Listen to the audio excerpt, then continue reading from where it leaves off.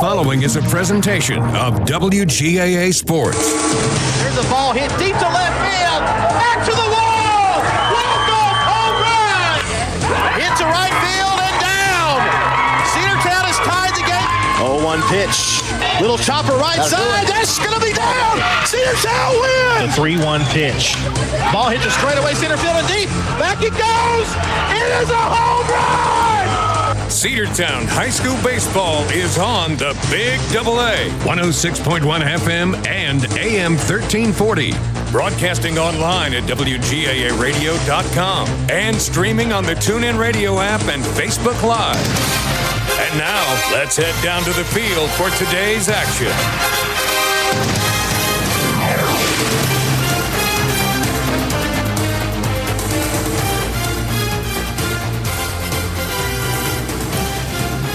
Good evening, everybody. Welcome into Cedartown High School Baseball on the Big AA, 106.1 FM and AM 1340.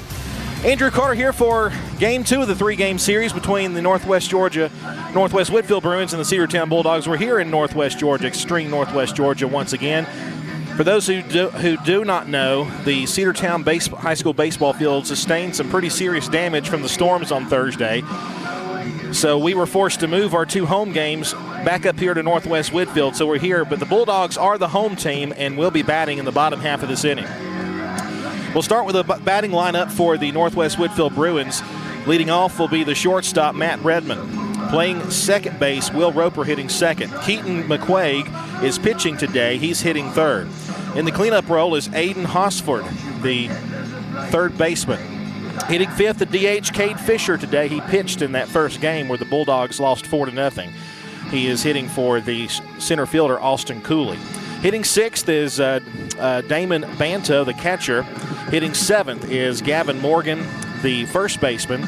Left fielder Fisher Lloyd hitting eighth, and right fielder Jaden Santiago hitting ninth. Bulldogs will bring what they normally would bring with this kind of a setup.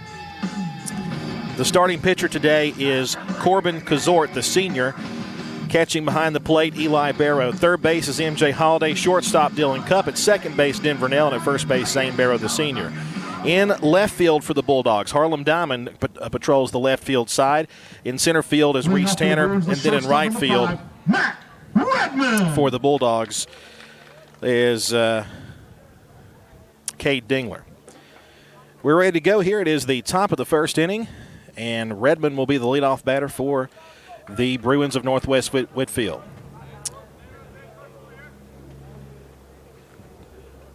Kazort ready, the pitch. Just missed, ball one. We're underway here at Northwest Whitfield. 1 ball, no strikes. Again, the Bulldogs are the home team in this game and in the second game. 1 ball, no strikes. The pitch from Corbin. Just missed. Again, 2 balls, no strikes. Not getting the corner calls there. The shortstop, Matt Redmond, at the plate. The 2-0 pitch on the way from Corbin. Swung on and fouled straight back. It's 2-1. Will Roper and Keaton McQuaig are also due up here in the inning.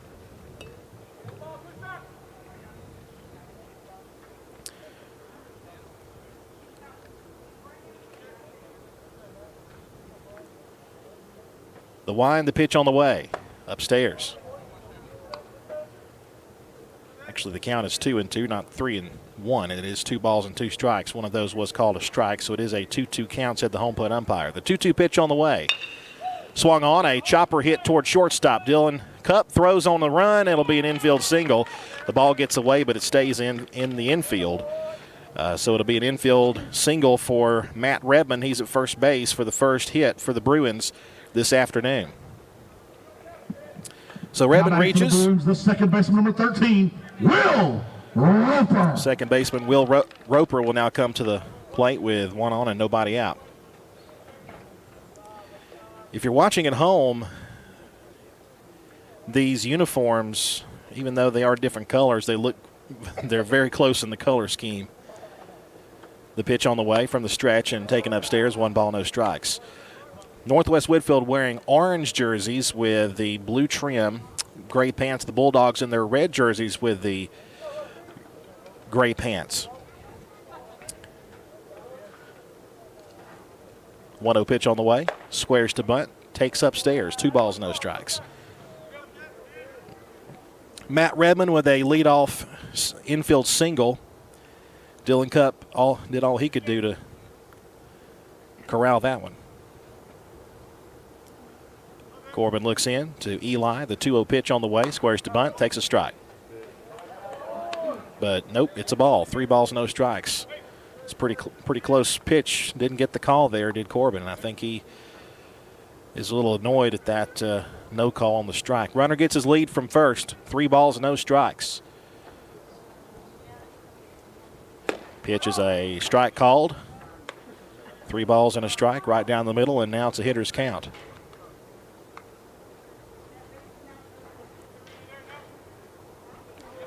Runner edges away from first. 3 balls and a strike. The stretch in the pitch. Squares to bunt. Bunt's a perfect one right in front of the plate. The only play will be to first. The throw goes over to first. Zane Barrow with a great throw Eli Barrow with a great throw over to Zane to complete the successful bunt. Moves the runner over. 1 away. He's at second base for Keaton McQuaig. Now batting the pitcher, number 8, Keaton McQuaig. Keaton McQuaig, the pitcher, will come to the plate now with a runner in scoring position. He'll try to help himself here. He is a left-handed hitter. And as you see Rebin there, leading away for the bag at second. Pitch to McQuaig. That's upstairs. 1 ball, no strikes.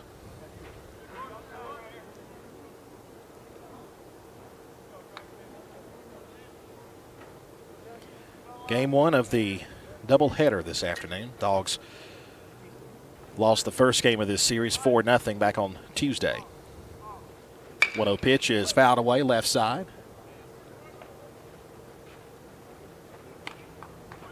1-1 the count.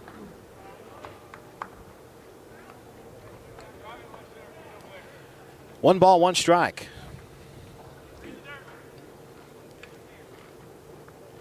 Runner in scoring position for the Bruins. The stretch by Corbin, the look over to second base. And now the pitch. Dropped the breaking ball in, but just outside. 2 balls and a strike. Pretty small strike zone we've seen so far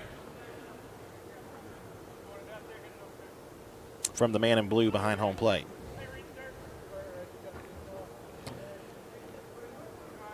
Corbin looks over to second again. 2-1 is low and in, ball 3. 3 balls and 1 strike. Bulldogs' first region loss was that loss to the Bruins earlier this week. 6-1 in region play are the Bulldogs. The stretch, the 3-1 pitch, here it is. Ball 4. So runners first and second now, an infield hit and a walk have runners on first and second with 1 out as Keaton McQuaig draws the free pass. He'll be at first base, and Aiden Hosford will be the batter, the third baseman for Northwest Whitfield. Baseman number 20, Aiden Hosford. 2 aboard, 1 out here in the top of the first. Again, we are the home team here at Northwest due to the fact that this was supposed to be a home doubleheader for the Bulldogs. Corbin looks, the pitch on the way. Down the middle.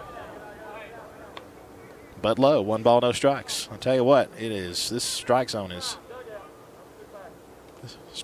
teeny weeny.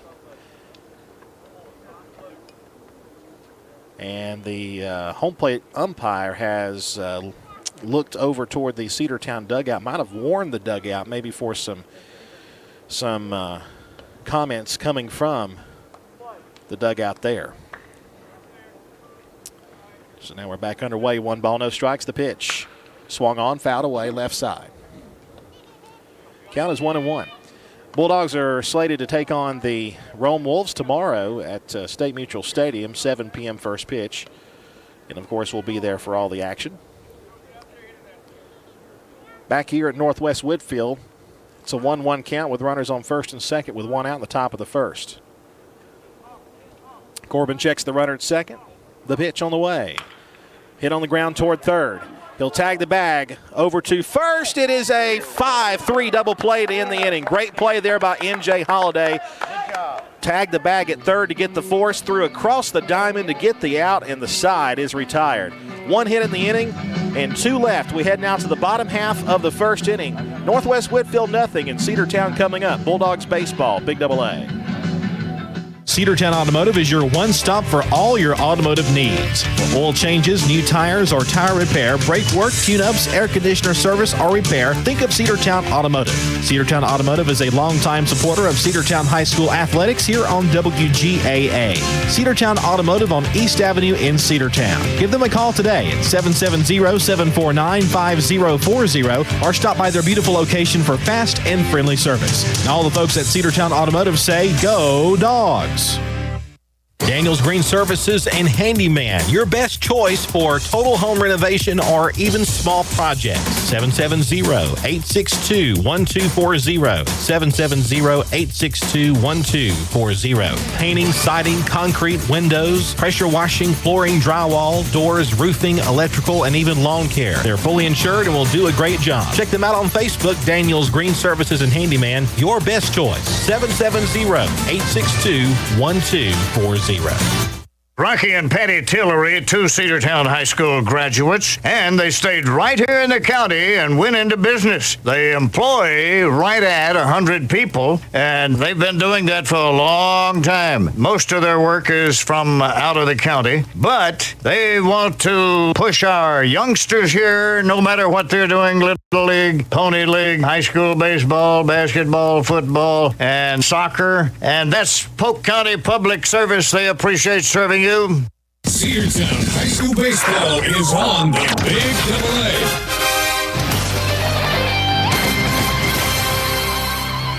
A. A beautiful 5-3 double play turned in the top of the first inning by MJ Holiday. Gets the Bulldogs out of a first inning jam, and we're now to the bottom half of the first inning.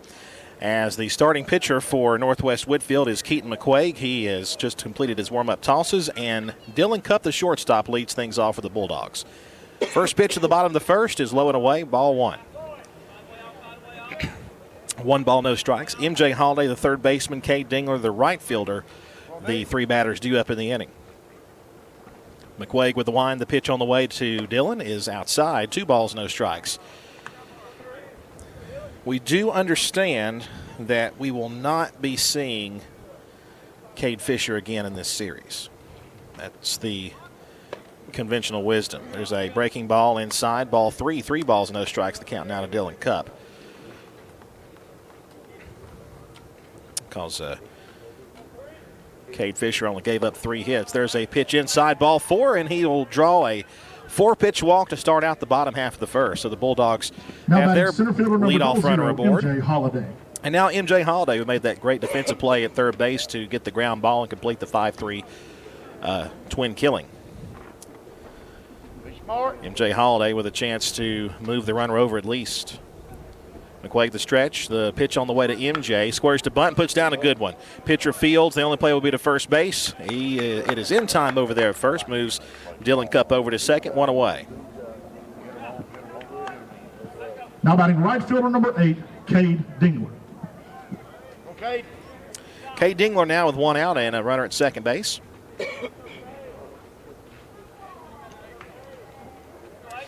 Dingler, the right fielder in this game, will likely be the starting pitcher for Game 3 of the series, which will be following this game. Pitch on the way is high, 1 ball, no strikes. Cade Dingler, then Corbin Kazort is the cleanup batter. Little bit of a different batting order for the Bulldogs in this one. 1 ball, no strikes. The pitch to Cade Dingler is high. 2 balls, no strikes. Corbin Kazort, the pitcher, hitting 4th, and Reese Tanner, the center fielder, hitting 5th. Denver Nell, the second baseman, hitting 6th. Zane Barrow at first, hitting 7th. Eli Barrow, the catcher, hitting 8th. And left fielder Harlem Diamond hitting 9th. 2 balls, no strikes. The pitch, runner goes to third. The pitch, the throw over to third base is high, and he's got it swiped. And it's a 3-0 count. The pitch was high for a ball. So now a fly ball could give the Bulldogs the lead here. 3 balls, no strikes. Runner at third base now for the Bulldogs. McQuaig looks in. The pitch on the way to Dingler is a strike called. My goodness, got the outside corner call, and it's 3-1 the count. Cedartown fans here are gasping in disbelief. Hitters count now, though, for the senior right fielder. Fastball, ball 4. That one just missed, a little, maybe even closer than the outside call, but it is a base on balls, the second of the inning. Corbin Kazort. So that's the second walk. Corbin Kazort comes to the plate with Dylan Cupp at third and Cade Dingler at first. Corbin had one of only 3 hits against Cade Fisher back on Tuesday, and it was almost a home run to right field. The pitch on the way to Corbin is a strike called. No balls and a strike. A pitch that was about letter high. They got the call. No balls, 1 strike. Dylan Cupp with his lead at third. Wouldn't be shocked if Cade Dingler maybe took off to second base here shortly. The stretch. They will check the runner, and he is safe. Pitcher McQuaig probably thought the same thing. 0-1 the count to Corbin Kazort.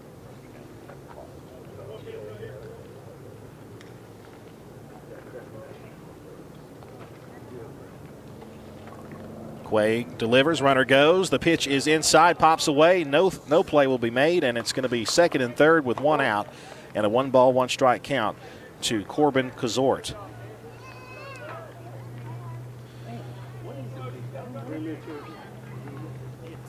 So a couple of stolen bases in the inning, as well as a couple of walks.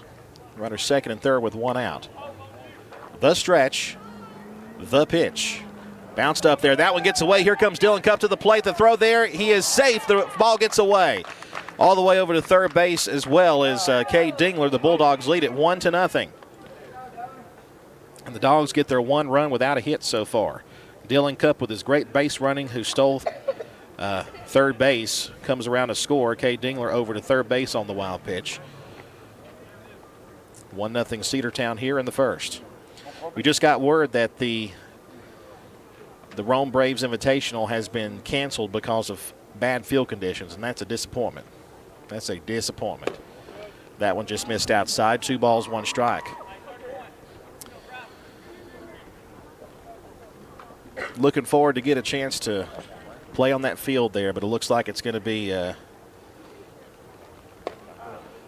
won't happen. There's a strike called. 2 balls and 2 strikes. 2-2 the count, actually 3-2 the count rather. The pitch was a ball when the throw went down to third. The pitch got away. And there's a pitch that was strike 3 called, and Corbin Kazort is rung up for a looking strikeout for out number 2. Now batting center fielder number 2, Reese Tanner. Now it's up to Reese Tanner if the Bulldogs are going to get another run here in the inning.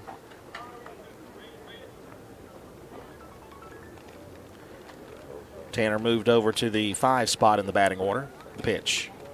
Swung on, a chopper hit over to first base. Should be an easy play. He'll take it himself, tag the bag, and the inning is over. But Cedartown gets a run on no hits, thanks to some good base running, a couple of walks, a couple of stolen bases.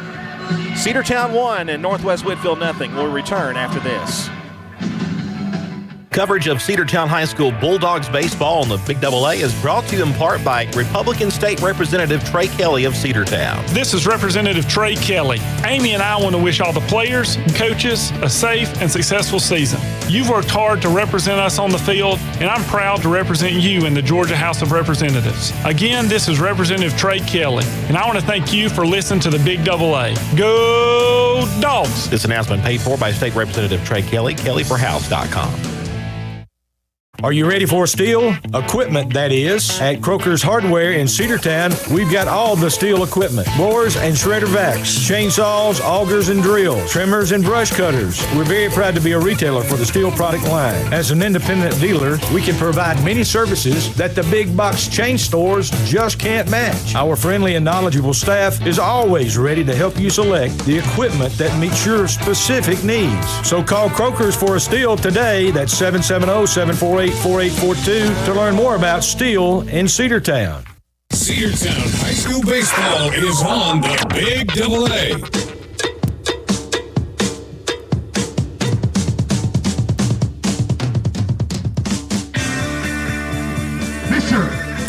For the Bruins, no runs, 1 hit.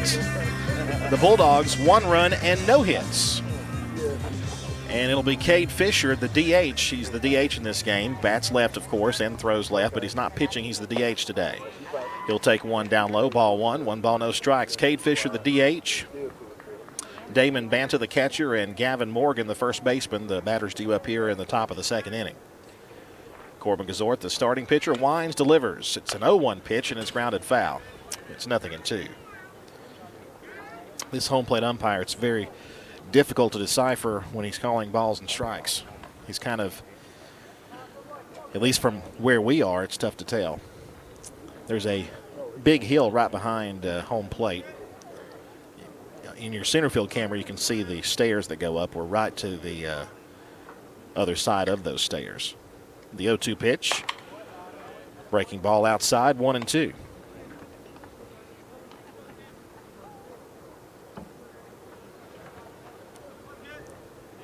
One nothing lead for the Bulldogs here early in game 1 of the Twin Bill.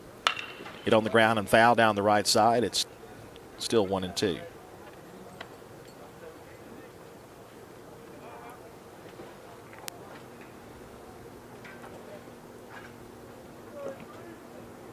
Corbin Gazort, the senior for the Bulldogs. When he's not pitching, he's usually playing third base. The 1-2. Swung on and missed. Strike 3. 1 away here in the top of the 2nd. The first strikeout thrown today by Corbin Gazort. Catcher number 12, Damon Banta. Corbin strikes out Cade Fisher. Now Banta, the catcher, comes to the plate here in the top of the 2nd. Again, Northwest wearing their orange jerseys, Cedartown wearing their red jerseys. It's on the camera, they look very similar. There's a breaking ball and a strike, 0-1.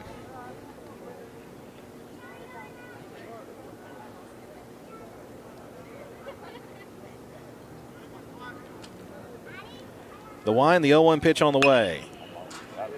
Line foul, right side. That'll be in the trees. No balls, 2 strikes.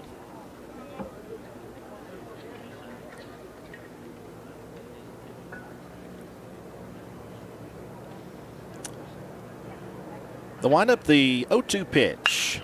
Comebacker off the glove of Corbin. He'll have to hurry the throw to first base. They got him. Great recovery there by Corbin Gazort, who the ball went off his glove, carried him toward the second base position, but it was just close enough to where Corbin could pick it back up, and he threw over to first base, over to Zane Barrow to get now the batting catcher the first baseman number 24, Gavin Morgan.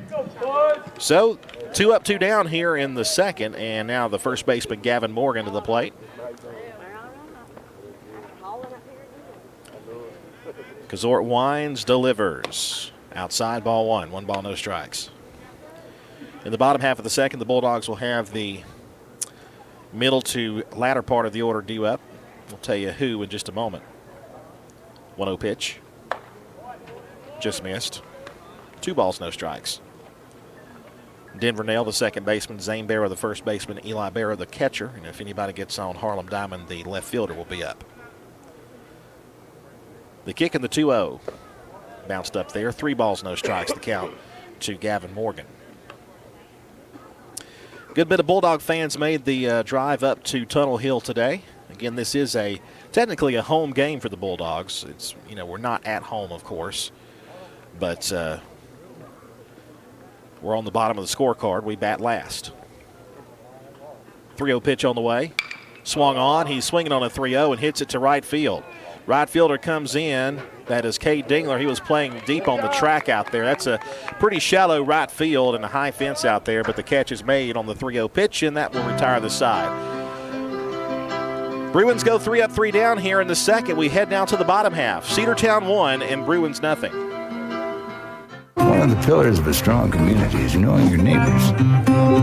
We believe it's important to know your neighbor. To know that the person down the street selling you your car is the person you'll see grilling with you at the block party. It's important to be a part of a community, and Peach State Ford is proud to be a part of historic Cedartown, Rockmart, and Rome. and even prouder to be rated one of the best in the country in customer service.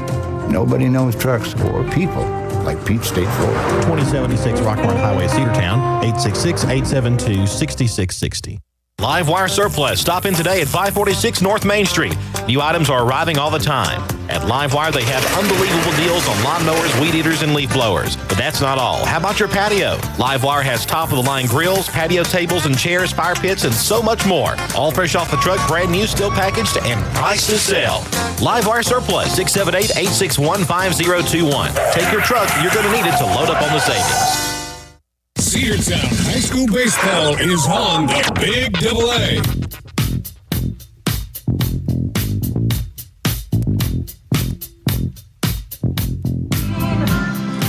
Welcome back. Keaton McQuaid completes his warm-up tosses here in this bottom half of the second inning. Yes, we are here at Northwest Whitfield. No, it's not an away game. Number 11, Denver Nail. Technically, it's an away game, but Cedartown is the home team, and if you missed the beginning of the broadcast, we'll tell you why in just a moment. Denver Nail leads things off, and he'll sky one to the right side. That'll be foul. Nothing in one to count.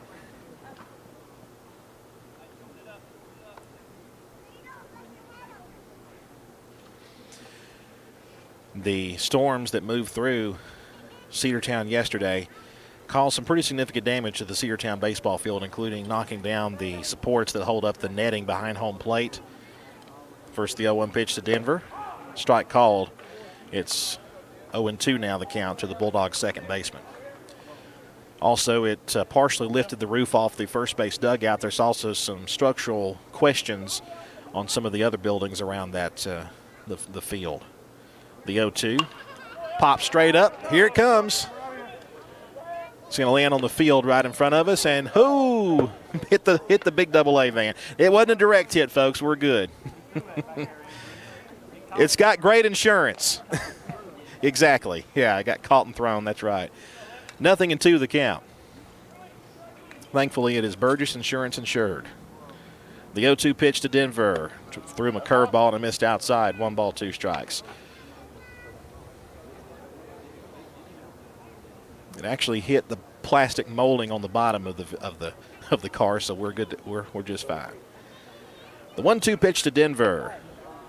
Tried to check his swing. I think he did, yes. 2 balls, 2 strikes. The pitch was down low. Denver Nails, Zane Barrow, Eli Barrow due up. The 2-2 pitch. Line drive to right center field. It's going to be down for a base hit. That's going to bounce away from him, but he's going to recover and keep it in front of him. It's a leadoff single, the first hit of the game for the Bulldogs. Denver Nail reaches on the base hit to right center. Now that'll bring up baseman number 12, Zane Barrow. That'll bring up Zane Barrow. He'll come to the plate now with a runner on first. Dogs had a couple of base runners in the second inning. A couple of walks, no hits, but now Cedartown's first base hit of the day. It's a Denver Nail at first. Zane squares to bunt, pops the bunt up, and it's going to be foul off the netting. No balls and a strike. Of course, no school today because of the damage around the community, as well as some damage to Cedartown High School due to some wind damage. 0-1 pitch on the way. Outside. 1 ball, 1 strike.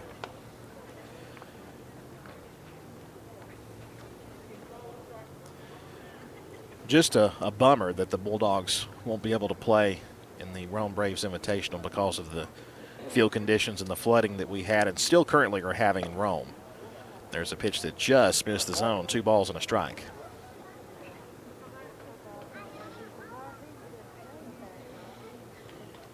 Maybe we can reschedule that, but again, minor league baseball season starts up pretty soon, and there won't be much time for that later on. The 2-1 pitch is down low, ball 3.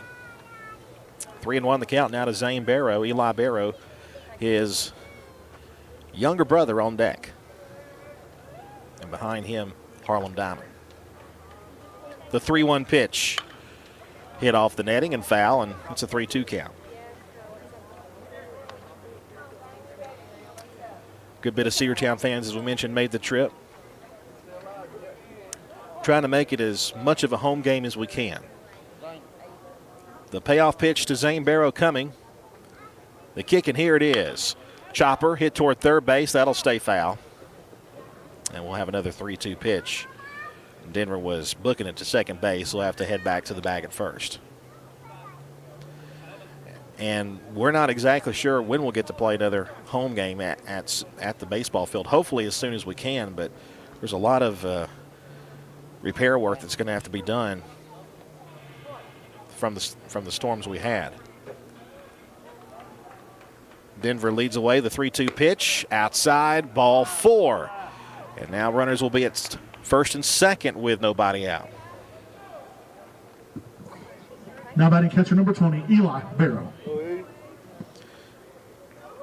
So Zane draws the third walk of the day, and he'll be at first base. Denver Nell at second, and now Eli Barrow, the catcher, with 2 on and nobody out. A good chance for Eli to blast one here. And that pitch just missed to him. 1 ball, no strikes. Bottom of the second, the Bulldogs threatening again here in the home half. McQuaig checks Denver at second. Pitch on the way. Bunts it right in front of the plate. Tough play. The only play will be to first, and they got him. Runners move up second and third. 1 out. ABC baseball right there. Get him on, get him over, and now we'll see if Harlem Diamond can get him in with a fly ball or a base hit somewhere. Now batting left fielder number 1, Harlem Diamond. So Barrow is the first out with the bunt to move the runners over. And Harlem Diamond now at the plate. Good, big chance for the sophomore to get some runs batted in. There's a breaking ball and a strike called. Nasty pitch there that's just caught the zone. 0-1 the count now to Harlem. 1-0 Cedartown. The pitch.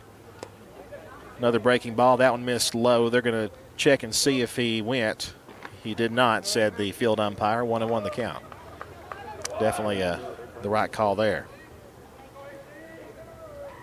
1 ball, 1 strike, 1 away, runners second and third. The 1-1 pitch to Harlem. Chopper hit foul left side. Now it's 1-2. Dylan Cupp is on deck. Dylan walked and scored. The Bulldogs' only run to this point. Right here, let's go, be smart. 1 ball, 2 strikes. McQuaig is ready. The stretch. The 1-2 pitch. Breaking ball outside, and good take there by Harlem. 2-2. Denver Nell over at third base. Zane Barrow at second. 2 balls, 2 strikes. The look in. Here's the pitch. Swung on, hit in the air to left field. That'll get the run home. The catch will be made in left. The tag by Denver. Here comes the throw. It'll be cut off. 2-0 lead for Cedartown. The runner is safe at second base as they try to check him from coming off the bag. And a sac fly there for Harlem Diamond, and a 2-0 lead for the Bulldogs. Now batting the leadoff hitter number 3, Dylan Cupp. So give Harlem a ribby there, and Dylan Cupp now to the plate with 2 outs and a runner aboard.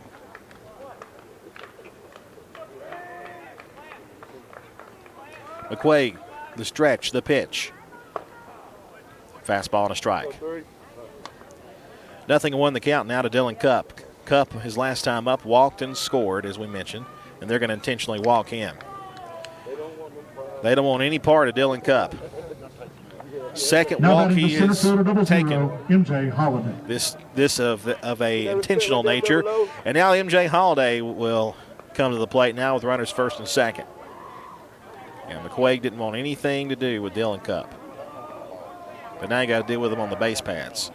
Swung on and missed by MJ Holiday. 0-1 the count. MJ his last time up.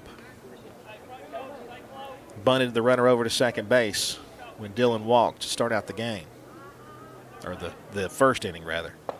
There's a breaking ball, nasty stuff. He swung through and didn't get it. Nothing into the count now to MJ Holiday, the Bulldogs' sophomore third baseman, or rather junior first baseman, or third baseman. I'll get it right in a minute. The 0-2.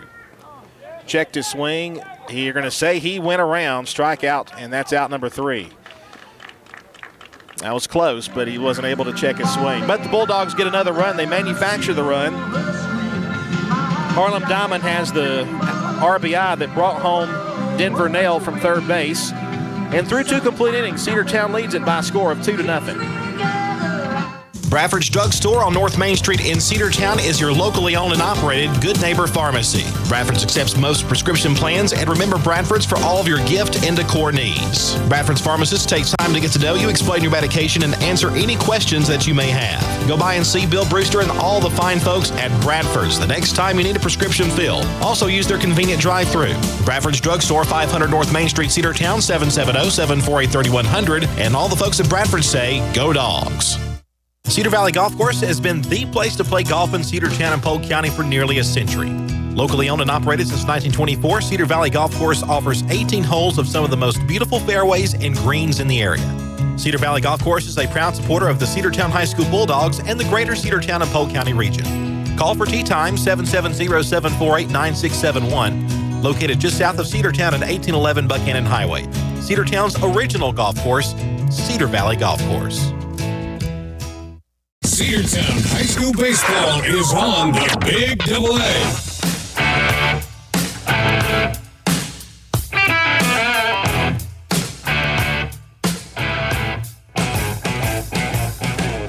Welcome back. It's the top of the third, 2-0 lead for the Cedartown Bulldogs over the Northwest Whitfield Bruins.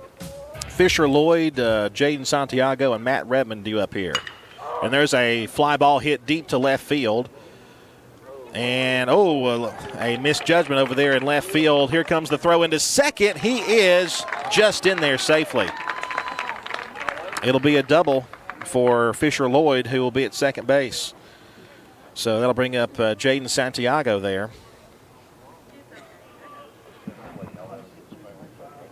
Now batting the right fielder, number 21, Jaden Santiago. Even though the field is in good condition here, when I walked out there to put the camera in center field, it is a little bit damp out there.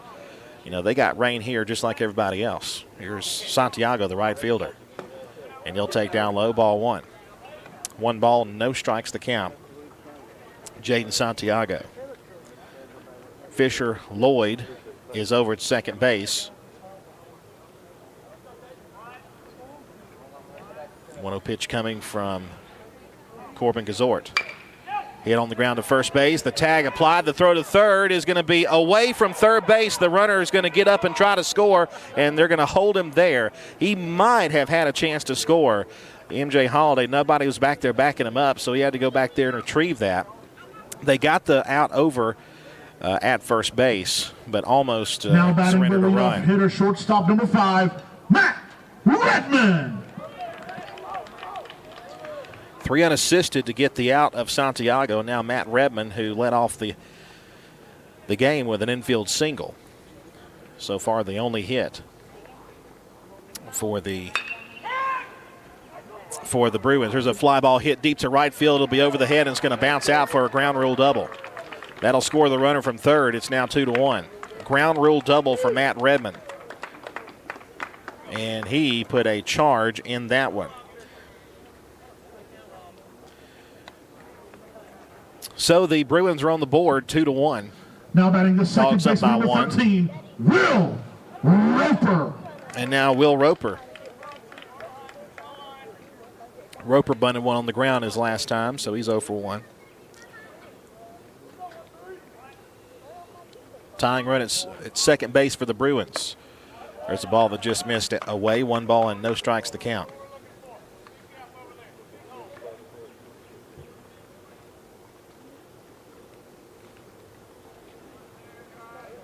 Corbin ready. The pitch. Swing and a miss. 1 ball, 1 strike. Keaton McQuaig, the pitcher, is due up next. 1-1 the count. Corbin looks over to second base. Check the runner there, the pitch. Ooh, that one hit him on the shoulder blade. That did not feel good.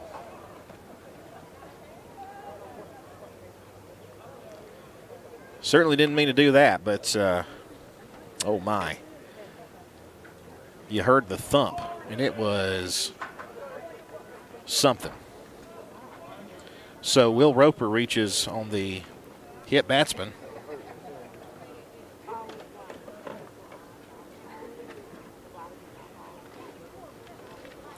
Keaton McQuaig will be the batter, and now we've got a meeting in the middle of the infield.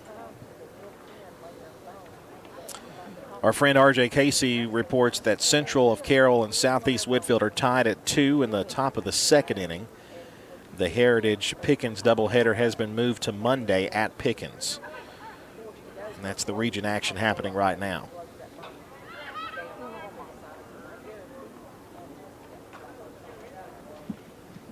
Now batting the pitcher number 8, Keaton McQuaig. McQuaig, the pitcher, will try to tie the game and help himself. The pitch on the way. High and away, 1 ball, no strikes.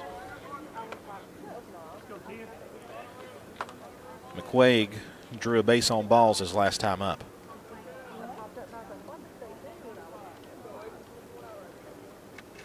Corbin checks the runner again, the stretch. 1-0 pitch, swung on, a little chopper back up the middle, going to be a tough play. And oh, did they get the out? Yes, they tagged him on the way to second base. What a great play there by Denver Nail. He took the punishment there, got the tag applied, and got the runner. And that'll be out number 2.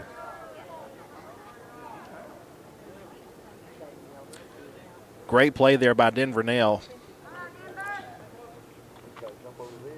You can mark that down as a 4 unassisted fielder's choice. Now batting the third baseman, number 20, Aiden Hosford. So Roper is erased for the second out.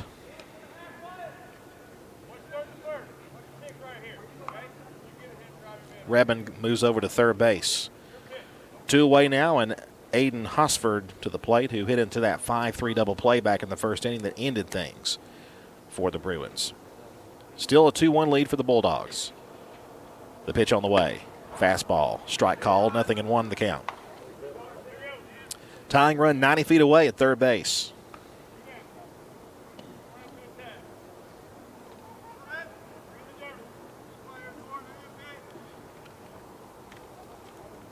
The 0-1 is outside.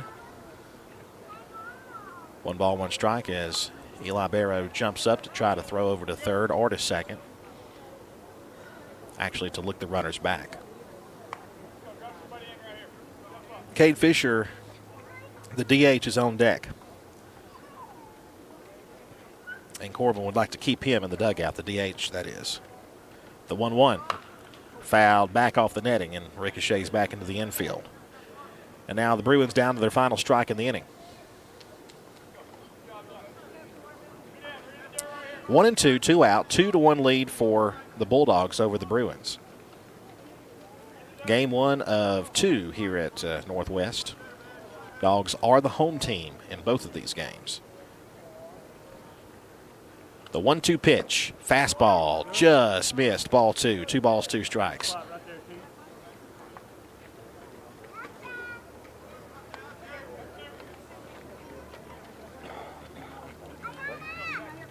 Hosford back in there. He plays the hot corner for Northwest. The 2-2 pitch with 2 out and 2 on. The pitch. High, the throw down to second will be cut off. They've got the runner hung up between the bag.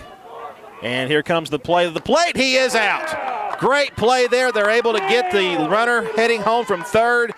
Cedartown appeared to take the bait on the delayed steal, and then they threw to the plate and got the runner trying to slide in there and to tie the game. So we head now to the bottom half of the third.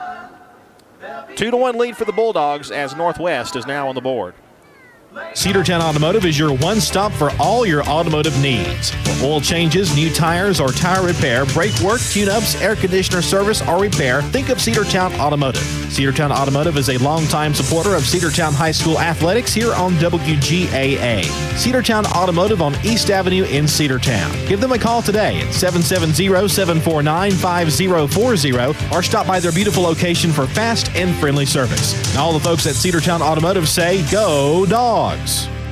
Daniel's Green Services and Handyman, your best choice for total home renovation or even small projects. 770-862-1240. 770-862-1240. Painting, siding, concrete, windows, pressure washing, flooring, drywall, doors, roofing, electrical, and even lawn care. They're fully insured and will do a great job. Check them out on Facebook, Daniel's Green Services and Handyman, your best choice. 770-862-1240. Cedartown High School Baseball is on the Big Double A.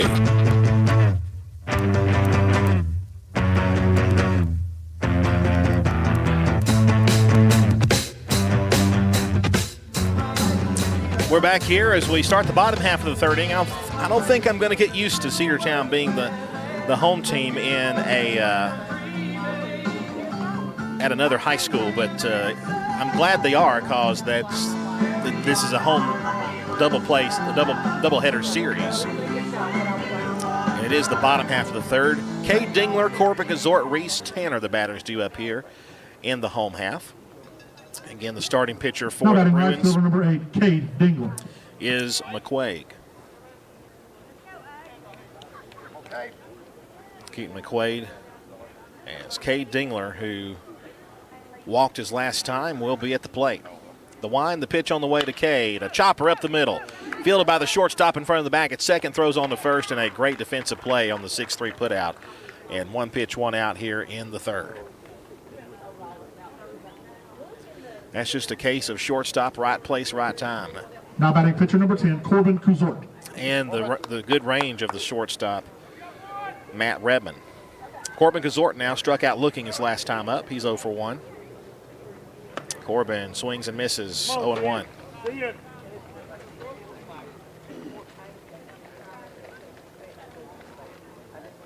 A 1 pitch on the way to Gazort. Strike 2 called. And now it's 0-2 now to the Bulldog pitcher. One quick out on the ground out up the middle by Cade Dingler. Now Gazort takes outside. 1 ball, 2 strikes. Reese Tanner is next.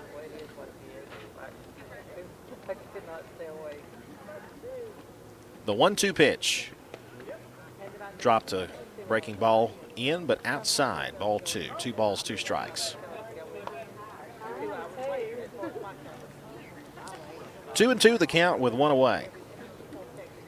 Cedartown up by the slimmest of margins, 2-1. Swung on, there's a pop-up, that'll be foul. Will it stay in play? First baseman is trying to find it, and he will drop. It's going to be foul. And it's going to be 2-2. It ricocheted off of his glove, but then it landed foul. Didn't roll back into fair territory. And the count still 2 balls, 2 strikes now to Corbin Gazort, the senior. Corbin had the walk-off win and game in the finish of game 1 of the 3-game series with the Central Lions. The 2-2. Breaking ball inside, just missed, 3-2. Let me tell you, that might have been a McQuaig out pitch right there, and he didn't get the call. Full count now to Corbin. The payoff pitch. Ball 4 high, and a great at bat there by the senior. Draws the walk. He'll be at first base for Reese Tanner. Now batting center fielder number 2, Reese Tanner. Reese Tanner hit one on the ground to first base his last time up, so he's 0 for 1.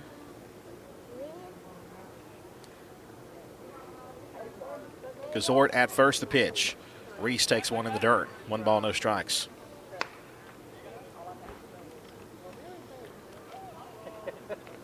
Denver Nell is the batter on deck. Corbin leads away from first base. The 1-0 pitch on the way. Runner goes. Pitch is in the dirt, bounces away. Corbin's going to be at second base standing. 2 balls, no strikes, the count now to Reese Tanner.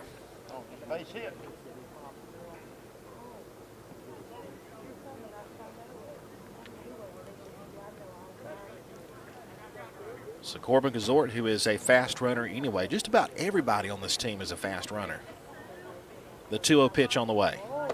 That one just missed hitting him inside. 3 balls, no strikes.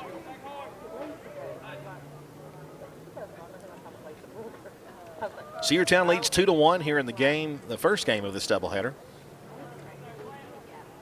The 3-0 pitch. Low and in, ball 4, and runners will be at first and second.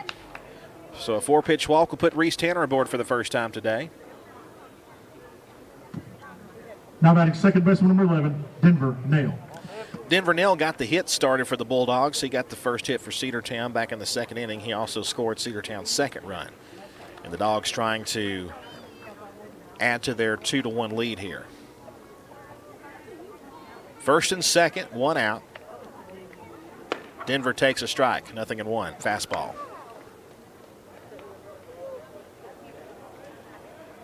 No balls, 1 strike to count. Corbin edges away. Now the pitch. Down low. Count is 1-1.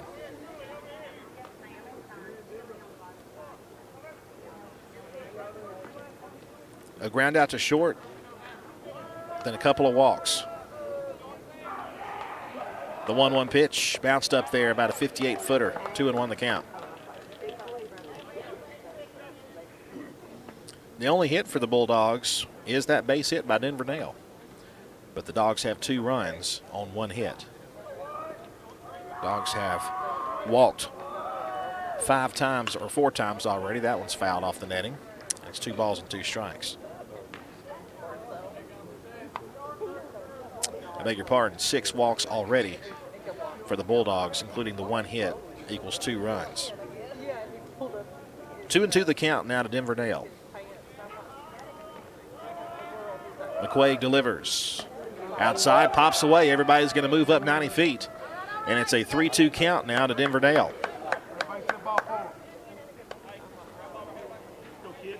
Gazort at third. At second base, Reese Tanner. Denver Nail with a 3-2 count to him.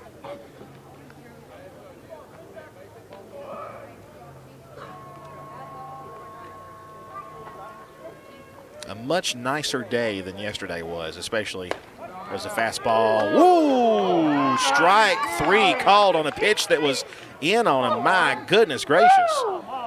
Good night. That'll sit Denver Nail down. Now batting first baseman number 12, Zane Barrow. That's the 3rd strikeout today thrown by McQuaig. My goodness gracious. Zane Barrow to the plate now. He takes down low on the first pitch. 1 ball, no strikes.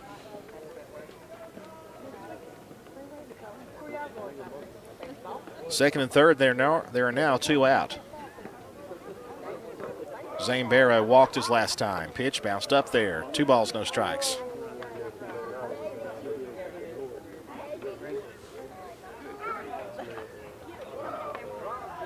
It's 2-0. Dogs lead 2-1. 2 outs here in the bottom half of the third. The pitch.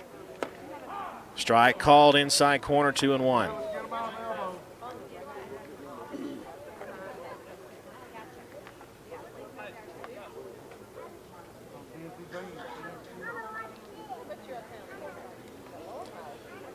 Time called as Zane goes over to Coach Johnson to have a little talk. Now we're back at it. 2 balls and a strike. 2 outs. The pitch on the way. Hit foul down the right field line, 2-2.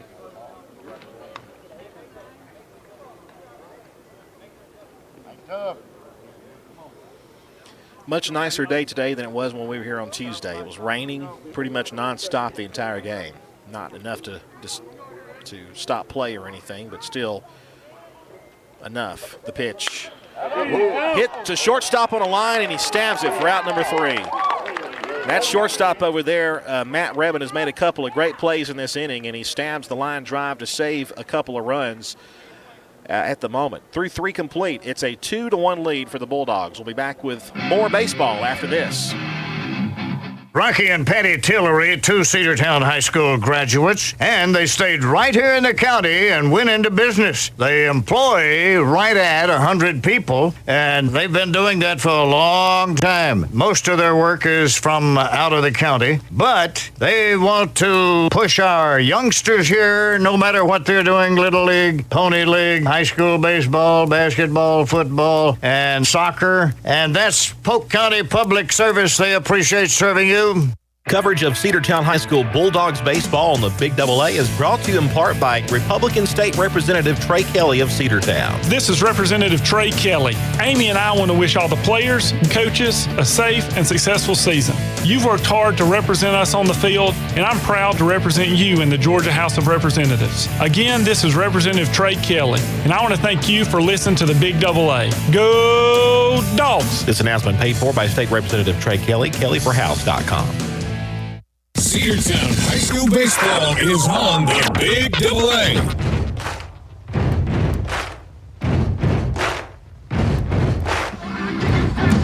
We are back here. It is the 4th inning. Cedartown leads by a score of 2-0 as Corbin Kazort, the senior pitcher, continues his warm-up tosses here in the 4th. He has gone through 3 complete, only giving up 1 run on a couple of hits. It'll be Aiden Hosford who was at the plate when the pickoff Aiden Hosford. The pickoff was made at the plate. Hosford, Fisher, and Banta due up for the Bruins here in the top of the 4th.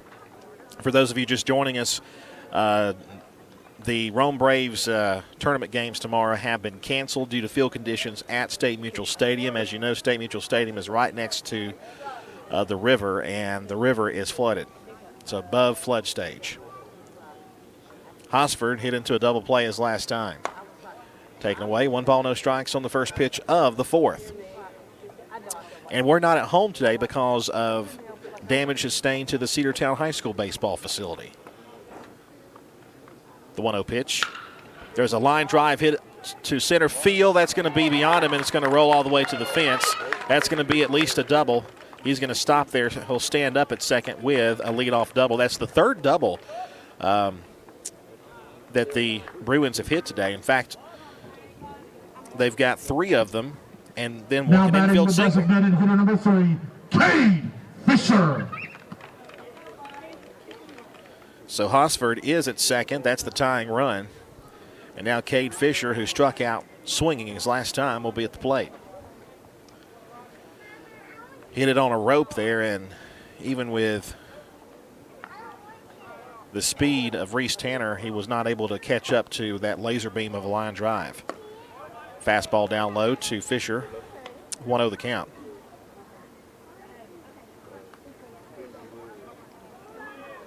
Fisher is the DH. He's batting for the center fielder, Austin Cooley. Look to second base. The pitch. Foul back to the netting. It's 1-1. Really, this is a crucial game for the Bulldogs here. If they can win this game and maybe even win the next game, they're going to be in a very favorable position in this region. And there's still some tough teams to play after this. Hit over to second base. Denver Nail off his glove. Everybody's going to be safe. There will be runners at first and third. That's a tough play anyway. You can score that how you want to. The runner moves over to third base.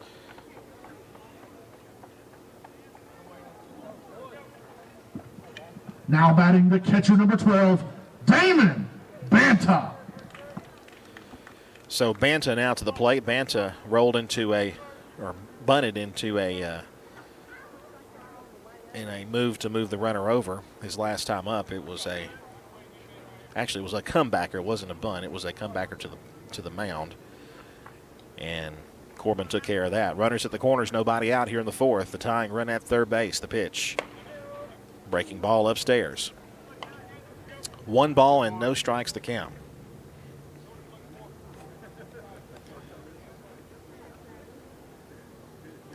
Got to be careful with Banta. He had a 2-run home run on Tuesday against the Bulldogs. 1-0 pitch. There's a strike called. Painted the outside corner. 1-1 the count.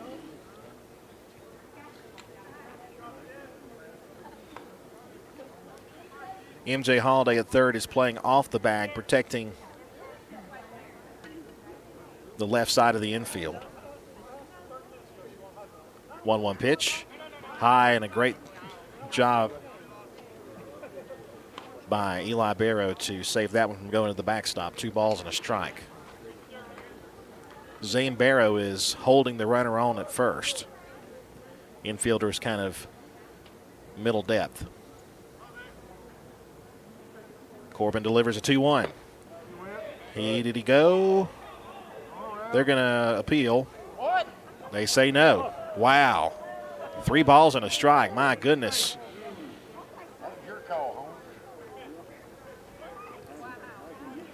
So it's a 3-1 count now. Dogs got rung up on a failed check swing earlier, and Banta able to check it then. Hitters count now. Careful pitch. Here it is. Strike called on the inside corner, 3-2, as Banta was about to throw his bat away and trot to first, but now it's a full count. 3 balls and 2 strikes the count to the catcher, Damon Banta, the pitch. Swing and a miss, and he's down on strikes. A huge first out for Corbin Kazort. That is his second strikeout thrown today. Both of them swinging. First baseman, 24, Gavin Morgan. Now Gavin Morgan, runner still at the corners, but 1 out and a chance possibly for a double play here. Corbin the stretch, the pitch. Strike called inside corner, 0-1.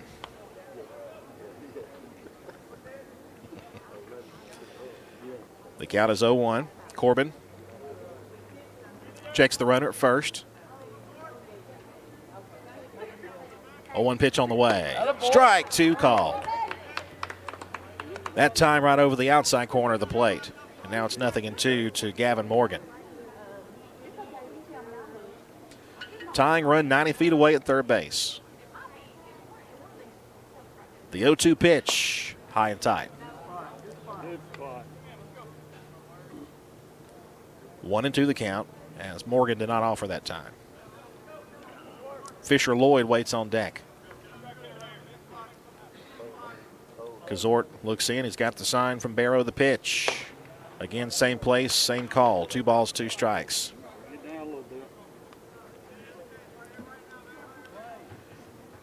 2-2 the count with 1 away. They're at the corners, a 2-1 lead for the Bulldogs here in the top of the 4th. Corbin with the pitch.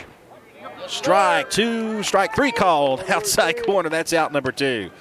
Another great another great sequence there for Corbin Kazort. His third strikeout that time looking. Number 4, Fisher Lloyd. Fisher Lloyd, careful here. He doubled his last time. So he's 1 for 1. But there are 2 outs now. And now Dylan Cupp will jog in to have a little discussion.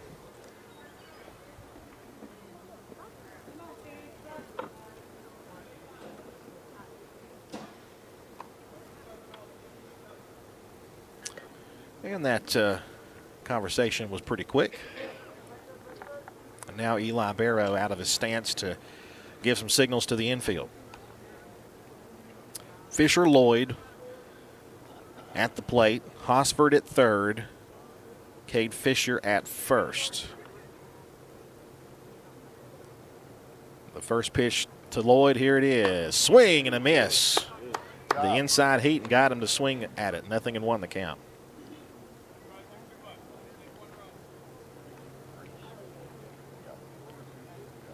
Corbin checks the runner at first base. The stretch. The pitch. Swing and a miss. Late on another fastball. 0-2. 2 swings and misses there for Lloyd. And now Corbin a strike away from getting out of the jam here in the 4th. The 0-2 pitch swung on and fouled back.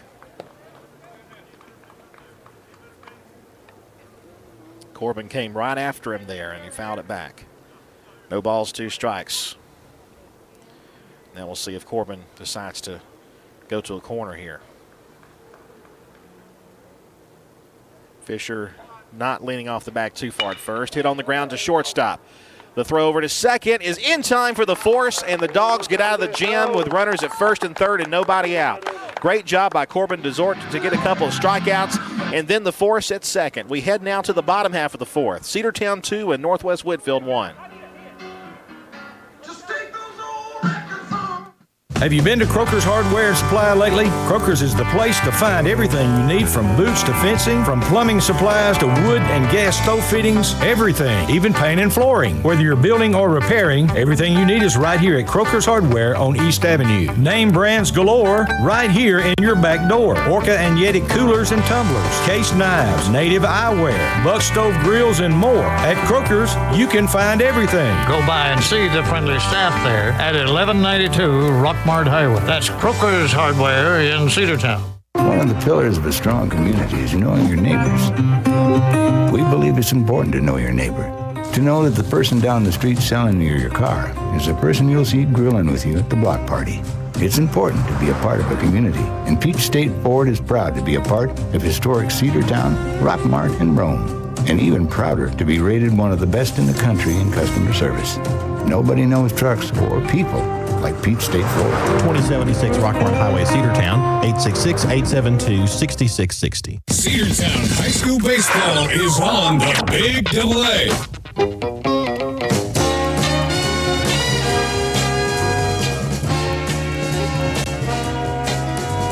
Couldn't ask for a more beautiful afternoon. Temperatures right about 80 degrees for first pitch.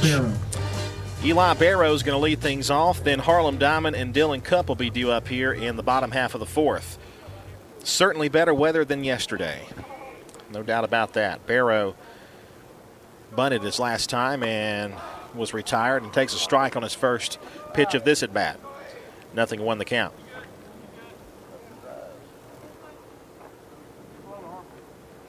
Pitch on the way. Strike 2 called. Out of par of the plate. Cedartown fans not happy with the strike 2 call there. The 0-2. Curveball hit to third base and past him for a base hit. That's going to roll into left field, and Eli's going to be aboard at first with a single.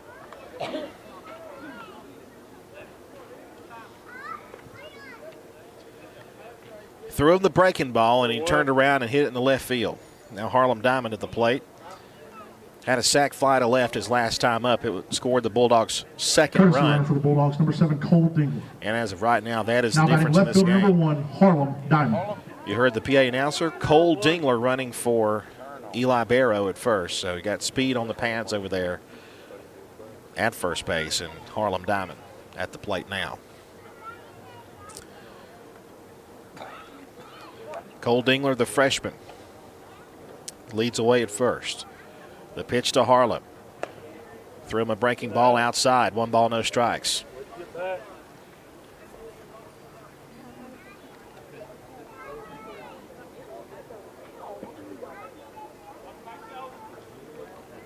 McQuaig the stretch. The 1-0 pitch, squares to bunt. He hit, puts it down. What a perfect bunt right in the dirt. The throw goes to first base.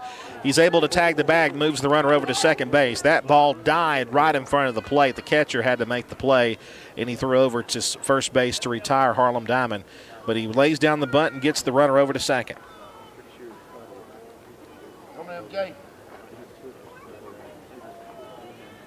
Back to the top of the order now, Dylan Cupp with the runner. And they're gonna intentionally walk him again. Now batting, center fielder number 00, MJ Holiday. The third walk of the day for Dylan Cupp. Now MJ Holiday takes a strike on the outside corner, 0-1.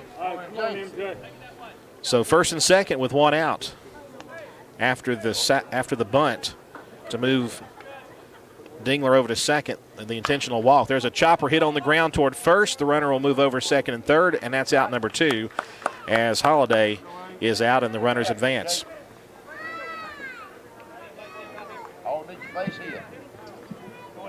Now batting right fielder number 8, Cade Dingler. And now it's going to take a base hit if the Bulldogs are going to score here in the fourth. And it'll be Cade Dingler. Dingler is 0 for 1 with a ground out to shortstop. And he's also walked.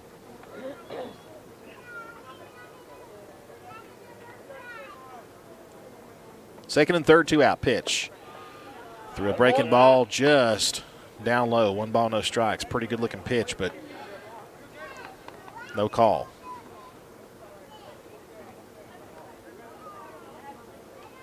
Time called at the plate.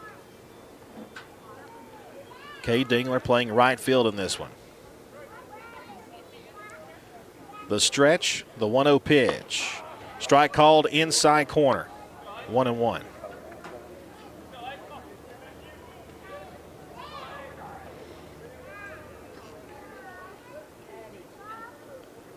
Cade looking for his first hit. He has reached on a walk today so far. 1-1 is well outside. 2 balls and a strike. If Cade can reach, then Corbin Kazort would follow. Dylan Cupp edges away at second. At third base is Cole Dingler running for Eli Barrow. The 2-1 pitch. High, back to the backstop. Here comes Cole to the plate. Slides in safe. Over to third base is Dylan Cupp, and it's now 3-1 Bulldogs. Great base running there by the freshman Cole Dingler, able to come in and get the third run for the Bulldogs. Count goes to 3 balls and a strike.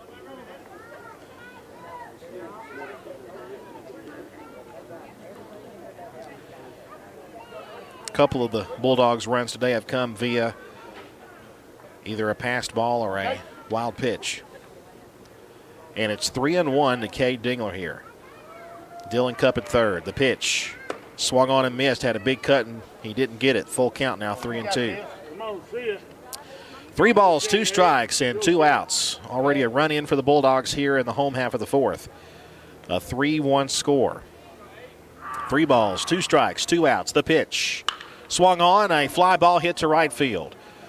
He'll move over and now back a few steps. He'll make the squeeze, and that is out number 3. But the Bulldogs get another run here in the inning thanks to some good base running and then a wild pitch brought home.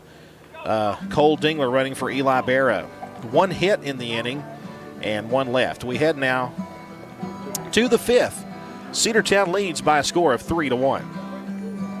Live Wire Surplus. Stop in today at 546 North Main Street. New items are arriving all the time. At Live Wire, they have unbelievable deals on lawnmowers, weed eaters, and leaf blowers. But that's not all. How about your patio? Live Wire has top-of-the-line grills, patio tables and chairs, fire pits, and so much more. All fresh off the truck, brand new, still packaged, and price to sell. Live Wire Surplus, 678-861-5021. Take your truck. You're going to need it to load up on the savings. Bradford's Drug Store on North Main Street in Cedartown is your locally owned and operated Good Neighbor Pharmacy. Bradford's accepts most prescription plans, and remember Bradford's for all of your gift and decor needs. Bradford's pharmacist takes time to get to know you, explain your medication, and answer any questions that you may have. Go by and see Bill Brewster and all the fine folks at Bradford's the next time you need a prescription filled. Also use their convenient drive-thru. Bradford's Drug Store, 500 North Main Street, Cedartown, 770-748-3100. And all the folks at Bradford say, go Dogs. Cedartown High School Baseball is on the Big AA.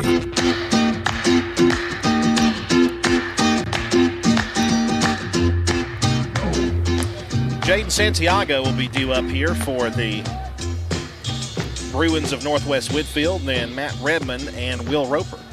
Top of the 5th inning, and the Bulldogs lead at 3-1. Corbin Kazort still on the hill for Cedartown. The pitch is down low, 1 ball, no strikes. Santiago is 0 for 1. He hit it over to first base his last time up. 1-0 pitch to Santiago is outside, apparently. 2 balls, no strikes. Pretty close pitch. And it's 2-0. Corbin delivers. Chopped foul to the right side. It's 2 balls and 1 strike, the count.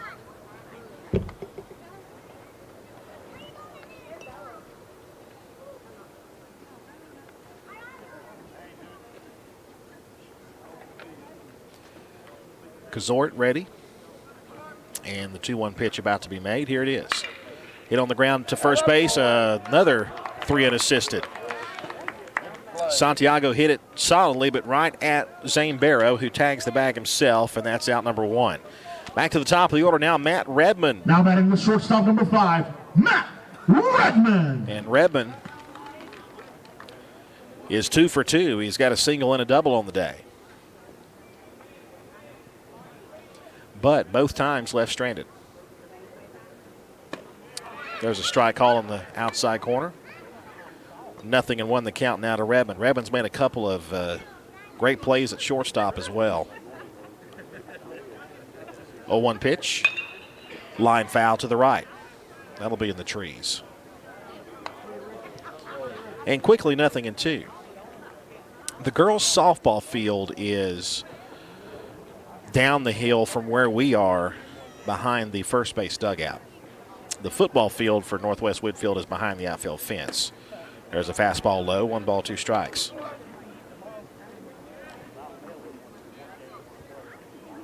So kind of give you an idea of where we are. If you know where the home side of the football stadium is, if you came here for football this year, that's where we are, right behind there. Now, hit batsman as Redmond is hit in the side, and, of course, you know Corbin didn't mean to do that. He does not want a base runner here, as Redmond will take his base on the second hit batsman thrown today by Corbin Gazort. Now Will Roper, and it's the 3rd time today that Redmond has reached a single, a double, and now number 13, Will Roper. And now a hit batsman. Here's Roper. Turn it. Will Roper was hit by a pitch his last time up. He's also rolled out to the catcher. There's a fastball outside, 1-0 the count.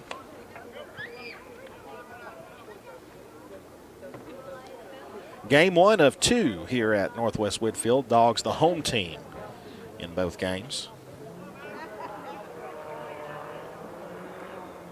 1-0 pitch. Just missed low. 2 balls, no strikes. Keaton McQuaig, the pitcher, is on deck for the Bruins.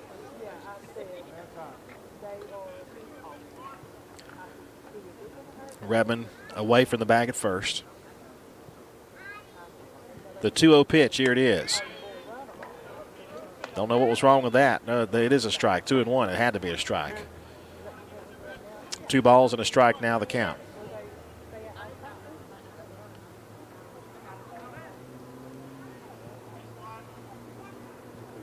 The pitch on the way from Corbin. Hit on the ground, up the middle. Diving stop there. Did they get the out at second? No. Bounced off the glove of Denver Nail and then over toward Dylan Cupp, and he couldn't get the ball in time and throw the glove down to get the tag. So Redmond is safe at second base. Roper is safe on an number 8, Keaton McQuaig. Infield single. And now McQuaig to the plate. The tying run is at first base, and the go-ahead run for Northwest at the plate, and that of McQuaig. McQuaig has walked and hit into a fielder's choice. Strike called, 0-1 the count.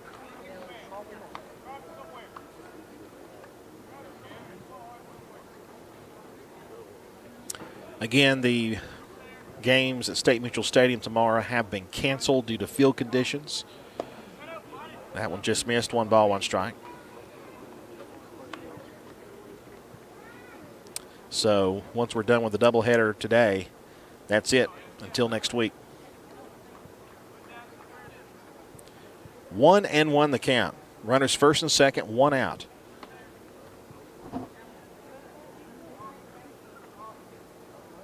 The pitch. Wow, I don't know what was wrong with that. Must have been low. 2 balls and 1 strike the count. In our center field camera, it looked pretty good. You have to remember, though, it is a bit offset from home plate, but it still looked like it was right over it. Home plate umpire does not agree. The 2-1 pitch. There's a strike, 2-2.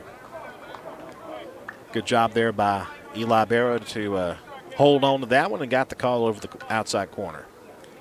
It's a 2-2 count. McQuaig at the plate, runners at first and second. The 2-2 swung and just stayed alive and fouled it straight back. Had a good cut, but fouled it right back. 2-2. Aiden Hosford waits on deck. 2 balls, 2 strikes. The stretch and the pitch on the way. Swung on and popped up. That will drift out of play, I believe. Yes. It lands near some fans beyond the third base dugout and rolls back on the parking lot, and it'll be another 2-2 pitch coming.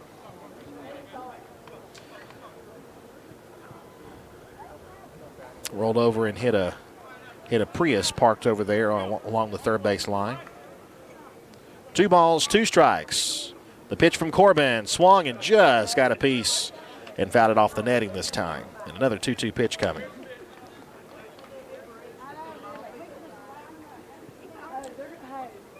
The 3 unassisted, then the hit batsman, and then the base hit. Have runners on first and second. A 2-2 count here in the top of the 5th inning. 1 away. 3-1 lead for Cedartown, who is the home team. That one low and in. Full count now, 3-2.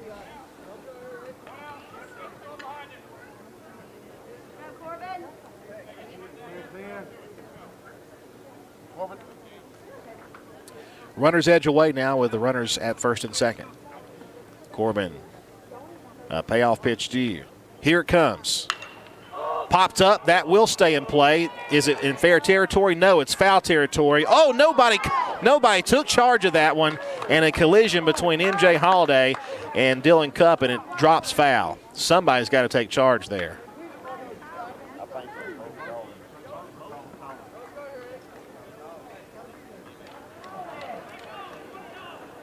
So McQuaig is alive for another pitch here. Should be 2 out, and a bit of a miscommunication there as Dylan and MJ collide in foul territory trying to catch it. Here comes another 3-2 pitch.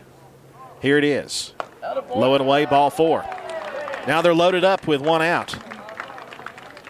And Aiden Hosford will come to the plate. Redmond to third base, Roper to second. So after the quick first out, a hit batsman, an infield single, and a walk.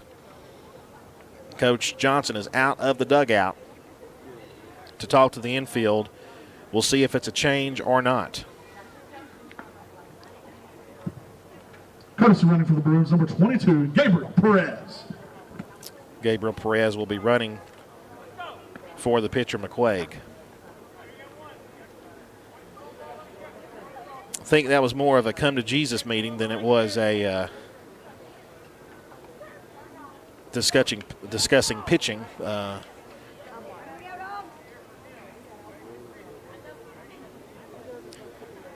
And Dylan Cupp, the last to leave the mound. Fist pumps.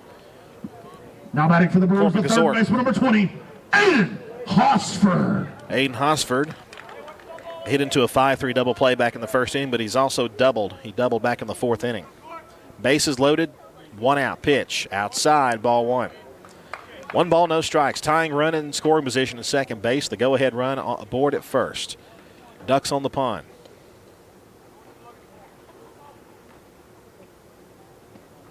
Here comes the 1-0 pitch. Hit in the air to left field. Harlem Diamond coming in hard. Drops it. Gets away from everybody. The throw goes to second base. He is out at second. They're going to say he's safe at second base.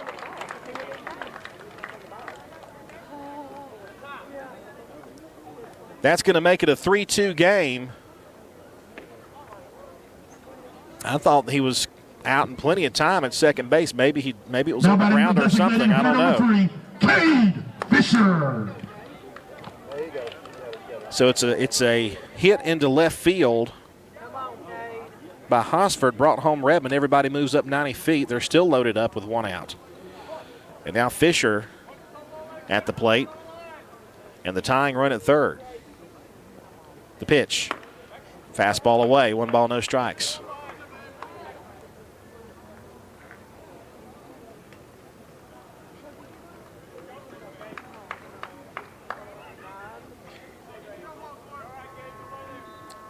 Runner leads away. The pitch on the way is a line drive up the middle, base hit. That's going to tie the game. Fielded. He's got the green light. Here comes the throw to the plate, the relay, and nobody in time. It's going to give Northwest Whitfield a 4-3 lead.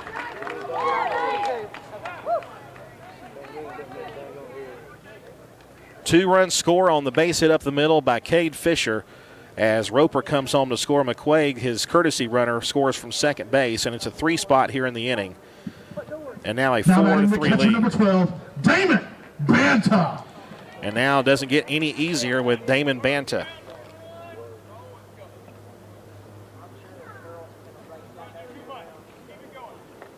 Banta is 0 for 2 with a strikeout and a ground out, but he does have power. We know that. Still only one out here in the top of the fifth. Corbin looks over to second. They'll throw to first, and they were playing him kind of close in there, and the runner was playing far off the bag. He's safe. But a close play there. 4-3 the score as Northwest has taken the lead here in the top of the fifth. The pitch. Fastball low. 1 ball, no strikes to count.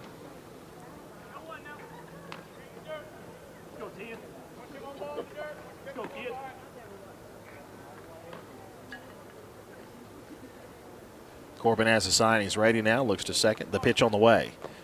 Low and away. 2 balls, no strikes. Now time called as Coach Johnson heads out there.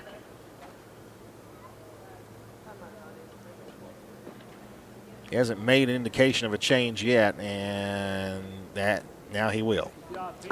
So Corbin will come out of the game. He cannot get the win, but he leaves with a 4-3 deficit, and the runners at first and second are his responsibility. Cam Jackson will be the relief pitcher when we come back. Cedartown Baseball is here on the Big Double A, 106.1 FM and AM 1340. Now pitching for the first and Bulldogs, second, number 6, and 1 out. Camden Jackson. Cedar Valley Golf Course has been the place to play golf in Cedartown and Polk County for nearly a century. Locally owned and operated since 1924, Cedar Valley Golf Course offers 18 holes of some of the most beautiful fairways and greens in the area. Cedar Valley Golf Course is a proud supporter of the Cedartown High School Bulldogs and the greater Cedartown and Polk County region. Call for tee time 770-748-9671, located just south of Cedartown at 1811 Buchanan Highway. Cedartown's original golf course, Cedar Valley Golf Course.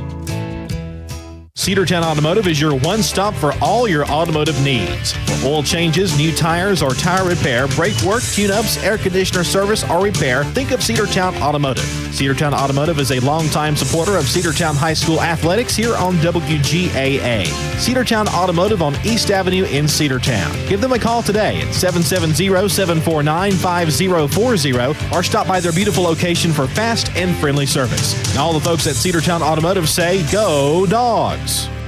Cedartown High School Baseball is on the Big Double A.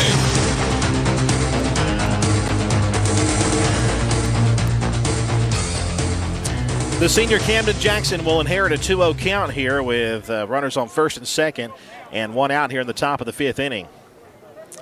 Certainly not a stranger to situations like this as Cam Jackson. He's kind of the guy you go to get out of jams, and we'll see if he can get out of this one. A 2-0 count, 1 out here in the top of the fifth. 3 runs have come across for the Northwest Bruins. And Damon Banta, the catcher, at the plate with a 2-0 count already. The pitch. Strike. Yeah, 2-1.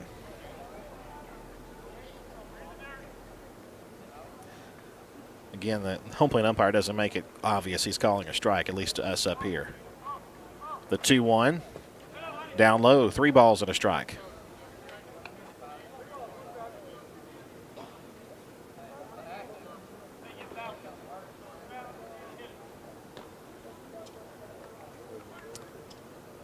Jackson is ready now. The 3-1 pitch. Swung on, hit to center field. They were playing deep. It's down for a hit.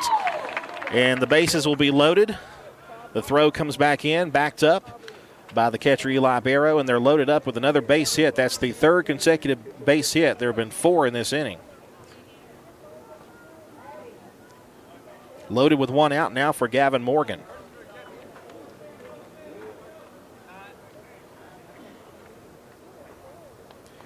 Now a courtesy runner will go in for the catcher, Banta.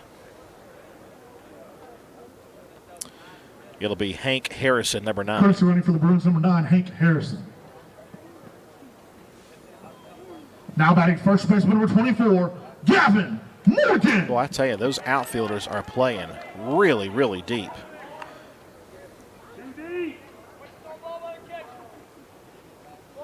And that's the problem we've seen. The Bulldogs have had to run in to make these catches and haven't been able to get to some of them. There's a breaking ball, called a strike on the outside corner. Nothing, and 1 the count.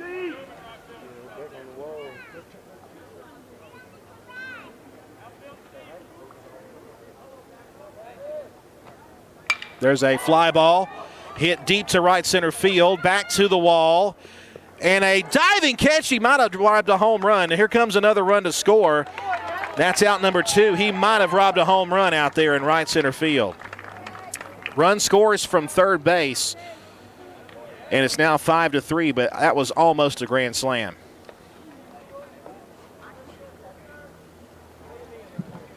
Now batting for the Bruins, left fielder number 4, Fisher Lloyd. Hosford scores easily on the fly out to deep right center field. Moving over to third was Fisher. Staying at first was Banta, or his courtesy runner. And now the 9th man in the inning is Lloyd. There's a ball hit to shortstop and caught for out number 3.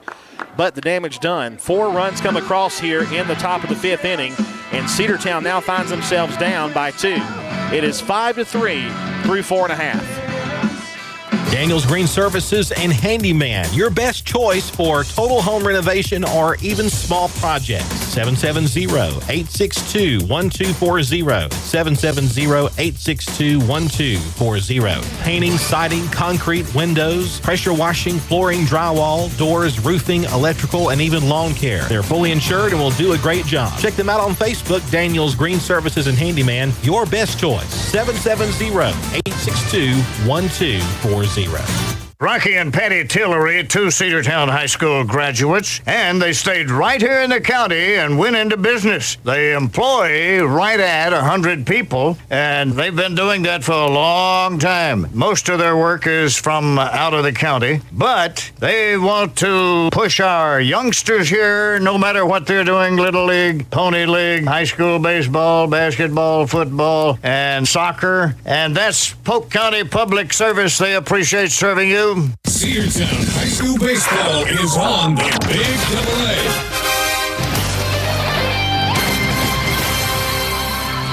Bottom half of the 5th, it's a 5-3 lead now for the Northwest Whitfield Bruins,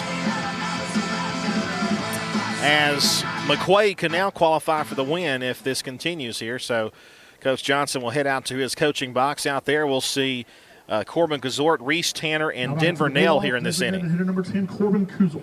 Corbin Gazort, who was the starting pitcher, now turns over to the DH role here in the bottom of the 5th after Cam Jackson came in to relieve him.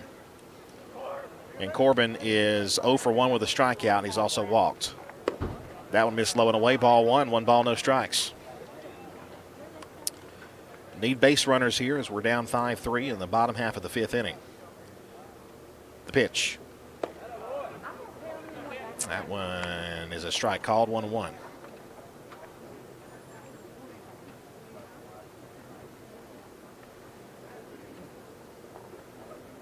There's a chopper foul, and it's 1-2. Keaton McQuaig in his 5th inning of work now. He's pitched 4 innings, giving up 3 runs. The hits for the Bulldogs, however, have been precious few. Only a couple. The 1-2 pitch just missed outside with a fastball, 2-2. And that time, the Northwest fans gripe about the strike zone. The 2-2. There's a pop-up into shallow center field. Shortstop goes over. Now the center fielder is there, and he'll make the squeeze. And Kazort is retired for out number 1. Now batting center fielder number 2, Reese Tanner. And now Reese Tanner, he's walked. He's also hit one on the ground to first base and was retired on a 3 unassisted back in the first inning. 5-3 lead for Northwest. Ball one outside to Reese Tanner, 1-0 the count. Denver Nell waits on deck.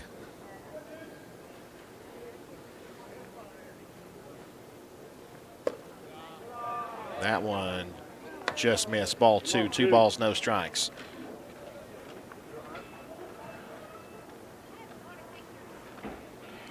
Two-0. Low, ball 3. 3 balls, no strikes. Eli Barrow and Denver Nell have the only Bulldog hits today. The 3-0 pitch. Inside, ball 4, and he's aboard on a 4-pitch walk. So the Bulldogs have a 1-out base runner as Reese Tanner walks for the second time today. He's at first. And now Denver Nell. Now batting second baseman number 11, Denver Nell. Denver 1 for 2, a strikeout and a base hit. He's also scored one of Cedartown's 3 runs. Fast runner Reese Tanner aboard at first base. The stretch, the pitch on the way to Denver. Ball 1. Pitch was dropped momentarily, but Reese does not try. 1-0 the count. The stretch, the 1-0 pitch. Here it is. Runner stays. It is a strike called. Looks high and away. My goodness. 1 ball, 1 strike the count. Man.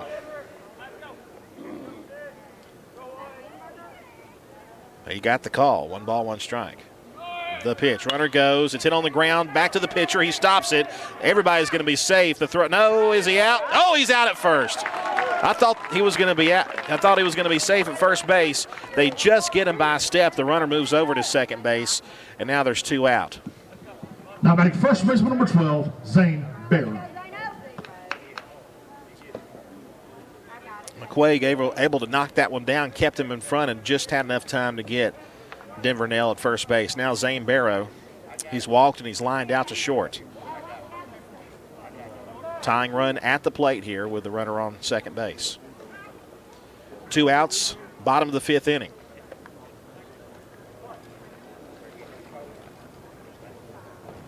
Reese edges away. The pitch. Hit it foul down the left side, 0-1.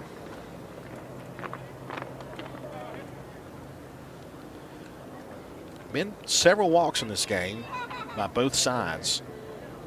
More so, though, by Northwest pitching, but the Dogs have only been able to get 3 runs at that. That one bounced up there. It's 1-1 the count. They've got him in a rundown. The throw goes to third base. It's away from him. It pops up, and he's going to stay there. It stopped in front of the fence, and they had him picked off, but he's able to slide in there on a bad throw. Even if a good throw was thrown to third base, I think he's going to slide in safely anyway. 1 ball, 1 strike with 2 outs as Reese Tanner is now at third.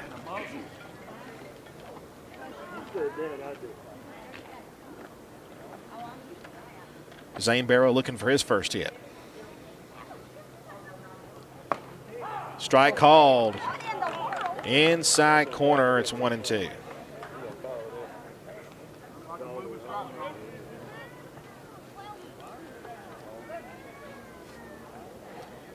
Now the 1-2 to Zane. Swung on and missed. 5-3 lead for Northwest as the McQuaig strikes out the side and leaves a runner stranded 90 feet away. We head now to the 6th. It's Northwest Whitfield 5 and Cedartown Bulldogs 3. Coverage of Cedartown High School Bulldogs baseball on the Big AA is brought to you in part by Republican State Representative Trey Kelly of Cedartown. This is Representative Trey Kelly. Amy and I want to wish all the players and coaches a safe and successful season. You've worked hard to represent us on the field, and I'm proud to represent you in the Georgia House of Representatives. Again, this is Representative Trey Kelly, and I want to thank you for listening to the Big AA. Go Dogs! This announcement paid for by State Representative Trey Kelly, kellyforhouse.com. Are you ready for steel? Equipment, that is. At Croker's Hardware in Cedartown, we've got all the steel equipment. Blowers and shredder vacs, chainsaws, augers and drills, trimmers and brush cutters. We're very proud to be a retailer for the steel product line. As an independent dealer, we can provide many services that the big box chain stores just can't match. Our friendly and knowledgeable staff is always ready to help you select the equipment that meets your specific needs. So call Croker's for a steel today. That's 770-748-4842 to learn more about steel in Cedartown. Cedartown High School Baseball is on the Big Double A.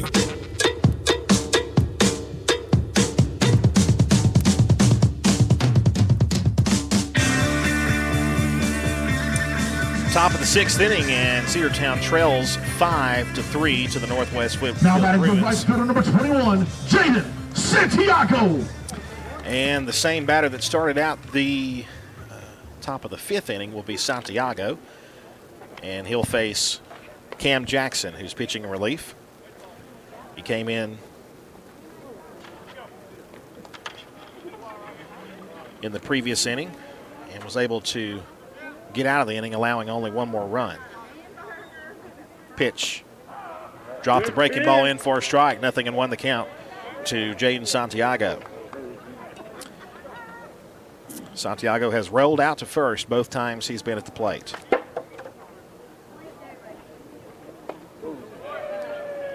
There's a strike 2 call, 0-2 the count.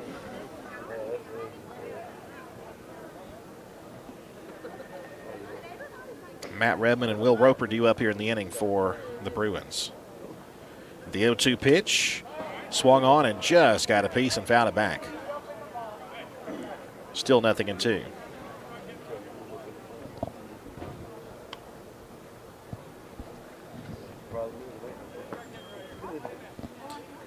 Santiago, as we mentioned, was 0 for 2. And it's 0-2 now to him at this at-bat. The pitch on the way. Hit him. So a hit batsman will put him aboard over at first.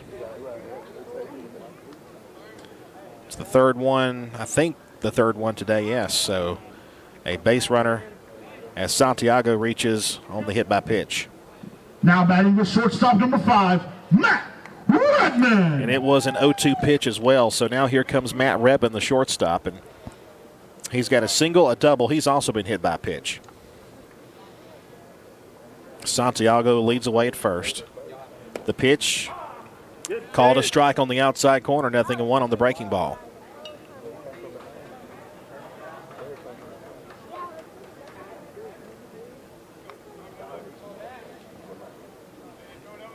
Santiago leads away from the bag at first. Cam checks him. The pitch. Breaking ball, just got a piece and fouled it.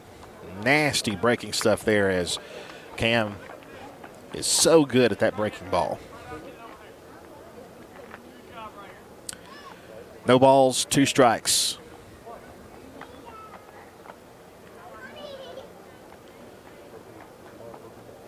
The 0-2, low and away. 1 ball, 2 strikes. Santiago stays put at first base. 5-3 lead as the Bruins put up 4 runs in the previous inning. They also scored 1 in the third. The pitch swung on and missed, out number 1 here in the 6th. So Redmond is retired on the swinging strikeout. That's the first strikeout for Cam Jackson today. Baseman number 13, Will Roper. And now Will Roper comes to the plate. Roper has a base hit, a run scored. He's been hit by a pitch. He's also bunted, and he swings and misses. That time, 0-1.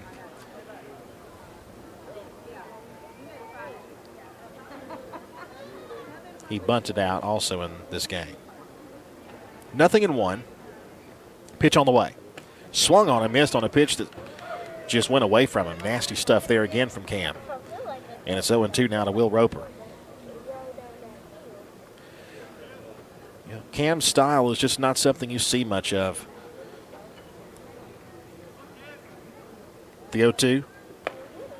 Just missed low and away. 1 ball, 2 strikes. And it's definitely a change of pace from the hard-throwing Corbin Kazort. 1 ball, 2 strikes. The runner at first base reaching on the hit batsman. There is 1 out. The 1-2 pitch. Just missed down low. My goodness, 2-2.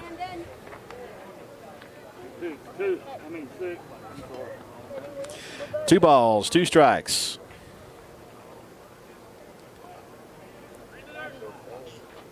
The 2-2 pitch. Did he go? Yes, he did. Strikeout. Tried to bunt, and he went. He couldn't pull it back as he had already gone in front of the plate. And that is out number 2 and another strikeout for Cam Jackson, his second in a row. Now batting the pitcher number 8, Keaton McQuaig. Now Keaton McQuaig will come to the plate now with 2 outs and 1 aboard. The pitch. Breaking ball inside, 1 ball, no strikes.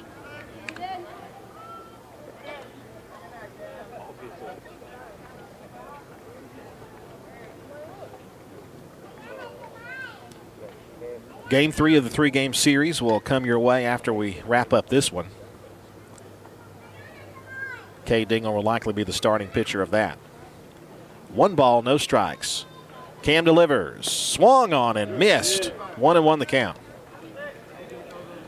Another nasty breaking ball there from the senior Cam Jackson.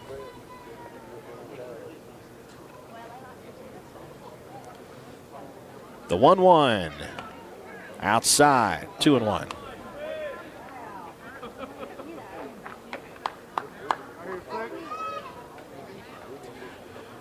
Two balls, 1 strike.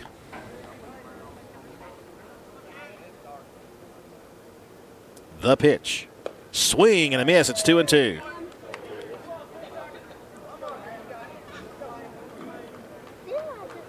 Santiago over at first base. 2 balls, 2 strikes, 2 outs, top of the 6th. The 2-2. Swung on and missed, and he struck out the side.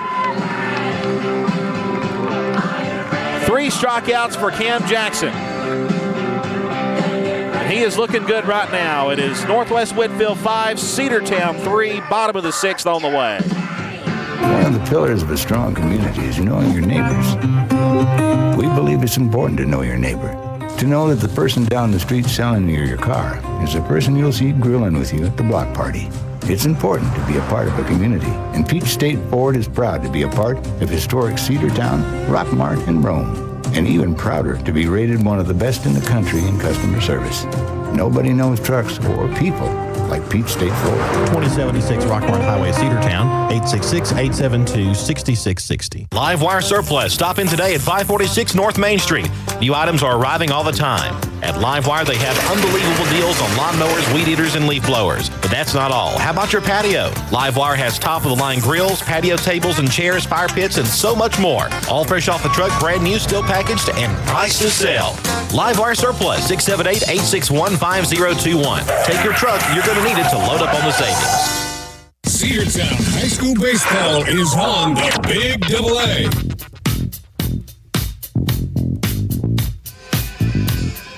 Back here to Northwest Whitfield High School, Richard S. Chumley Field, home of the Bruins. Cedartown is the home team, though, in this one, and they trail 5-3 to the Bulldogs.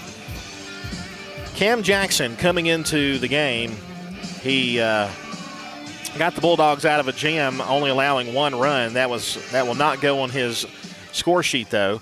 And then comes in, hits the first batter he faces in the 6th, and then strikes out 3 consecutive batters after that. Eli Barrow, Harlem Diamond, and Dylan Cupp will be the batters due up for the Bulldogs here in the bottom half of the 6th inning. And Eli Barrow has only 2 Bulldog hits in this game.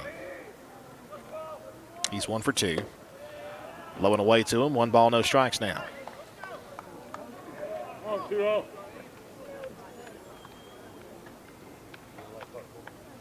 The pitch. Outside with a fastball, 2-0.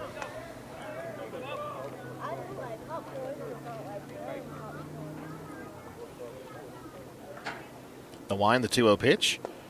Low, 3 balls, no strikes. A walk would be nice. Need a base runner to get the tying run to the plate. And now the 3-0 pitch to Eli. Ball 4 outside. No, whoa, called a strike. 3-1. My goodness, another one well out of the zone. Now a hitter's count for Eli. Pitch. Strike 2 called, that time low and in. So 3-0 and then a strike called outside, then inside corner called strike, and now it's 3-2. The payoff pitch popped up. Heads up behind us, and it's going to drop in front of us in the ditch and roll into the ditch. And we'll have another 3-2 count coming. McQuaig will look in, the wind, the payoff pitch. Fouled back again. Another one will be this will land into the woods and roll down toward the softball field.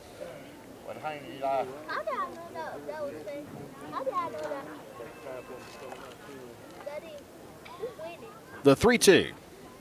Curveball hit on the ground at third base on a few hops. Gets past him again. The same way he got aboard the last time. A hanging curveball that he was able to get past the third baseman, and he's aboard for the first base runner here in this inning.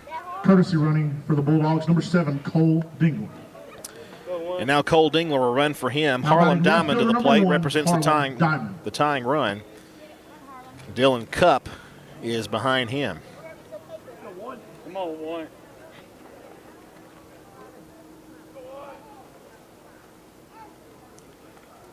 And now the pitch.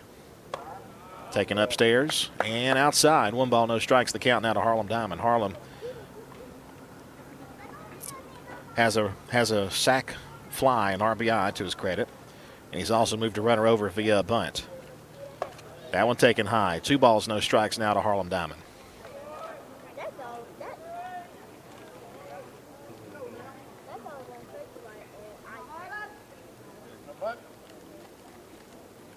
Two-0 pitch. Low and away. 3 balls, no strikes now to Diamond.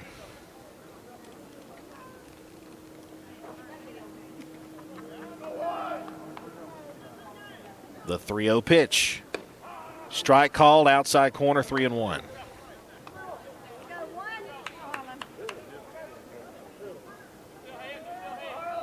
Cole Dingler running for Eli Barrow at first base with his lead. The 3-1 pitch. Outside, ball 4. The tying run is aboard with nobody out.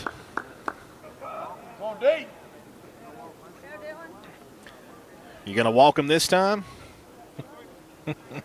With runners with no base open and not yet. We do have a coaching visit now from the Northwest dugout. We'll see if this is going to be just a visit or if it's going to be a change. And looks like it's going to be a change. McQuaig will be relieved, and we'll tell you who the new pitcher is in a moment. First and second, nobody out. The tying run's aboard for the Bulldogs. The go-ahead run at the plate here in the bottom of the 6th with nobody out. We'll return after this. Bradford's Drug Store on North Main Street in Cedartown is your locally owned and operated Good Neighbor Pharmacy. Bradford's accepts most prescription plans, and remember Bradford's for all of your gift and decor needs. Bradford's pharmacist takes time to get to know you, explain your medication, and answer any questions that you may have. Go by and see Bill Brewster and all the fine folks at Bradford's the next time you need a prescription filled. Also use their convenient drive-thru. Bradford's Drug Store, 500 North Main Street, Cedartown, 770-748-3100. And all the folks at Bradford say, go Dogs. Cedar Valley Golf Course has been the place to play golf in Cedartown and Polk County for nearly a century. Locally owned and operated since 1924, Cedar Valley Golf Course offers 18 holes of some of the most beautiful fairways and greens in the area. Cedar Valley Golf Course is a proud supporter of the Cedartown High School Bulldogs and the greater Cedartown and Polk County region. Call for tee time 770-748-9671, located just south of Cedartown at 1811 Buchanan Highway. Cedartown's original golf course, Cedar Valley Golf Course. Cedartown Automotive is your one-stop for all your automotive needs. For oil changes, new tires, or tire repair, brake work, tune-ups, air conditioner service, or repair, think of Cedartown Automotive. Cedartown Automotive is a longtime supporter of Cedartown High School athletics here on WGAA. Cedartown Automotive on East Avenue in Cedartown. Give them a call today at 770-749-5040 or stop by their beautiful location for fast and friendly service. And all the folks at Cedartown Automotive say, go Dogs! Cedartown High School Baseball is on the Big Double A.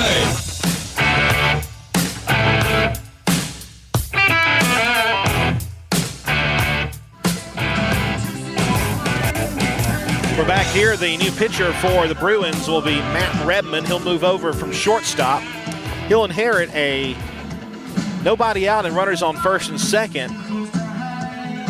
And Dylan Cupp will be the batter at the plate. A base hit and a walk have runners on first and second here in the home half of the 6th inning. Again, we are at Northwest Whitfield, but the Bulldogs are the home team because of, well, this was supposed to be a home series. Or a home doubleheader, rather. Now batting for the Bulldogs, number 3, shortstop, Dylan Cupp. So Dylan Cupp, who has been walked intentionally twice already, and walked to start out the game, so he has yet to have an official at bat. That one bounces away. Everybody's going to move up second and third. So now the tying run is in scoring position. 1 ball, no strikes, the count to Dylan Cupp. And they will walk him now with the base open. So the third time today that Dylan Cupp has been intentionally walked, he is at first base, and they are loaded now up. Number 5, Britt Baxter. And now Britt Baxter is going to pinch hit for MJ Holiday.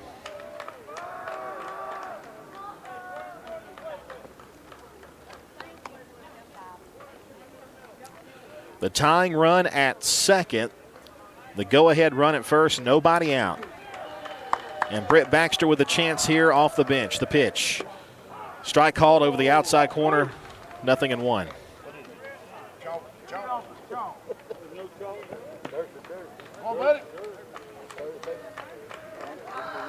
The 0-1 to Britt. Foul back, 0-2.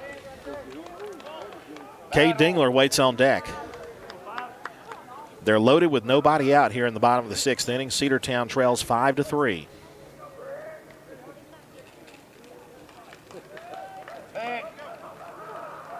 Oh, 0-2 now to Britt Baxter. The pitch. Curveball high and tight. 1 ball and 2 strikes. Cade Dingler at third base running for Eli Barrow. Harlem Diamond at second. At first base, Dylan Cupp. The 1-2 pitch. Strike 3 called. That's out number 1. Now batting right fielder number 8, Cade Dingler. Now Cade Dingler. Cade has walked. He has flown out to right field, and he's also grounded out to short. Come on now. 1 out. Base is full. The pitch on the way. High and away. 1 ball, no strikes.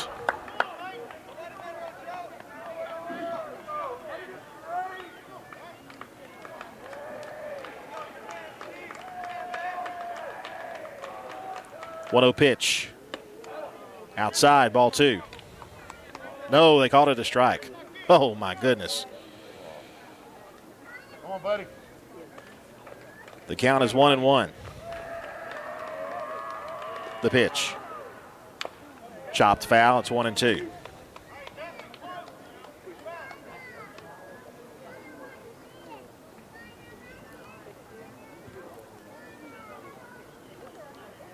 The Bruins lead 5-3. Bases full, though, for the Bulldogs.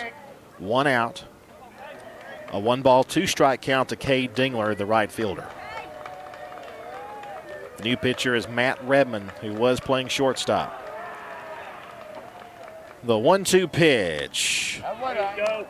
Just stayed alive and fouled it right at the plate. And it'll stay a 1-2 count. Come on, be aggressive.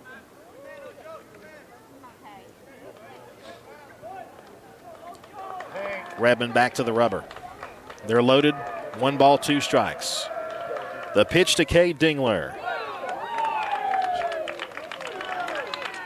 Strike 3 called.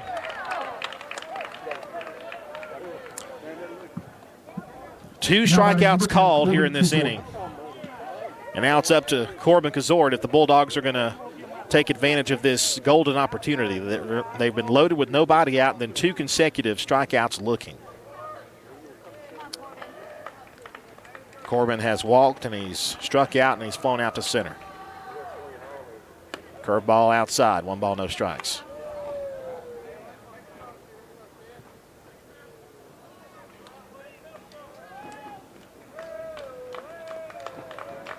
Redmond looks in. 1-0 pitch on the way. Strike called. That outside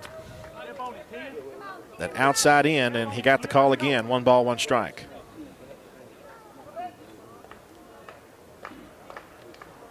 The 1-1 pitch to Corbin Gazort. That'll be fouled away. And now it's 1-2.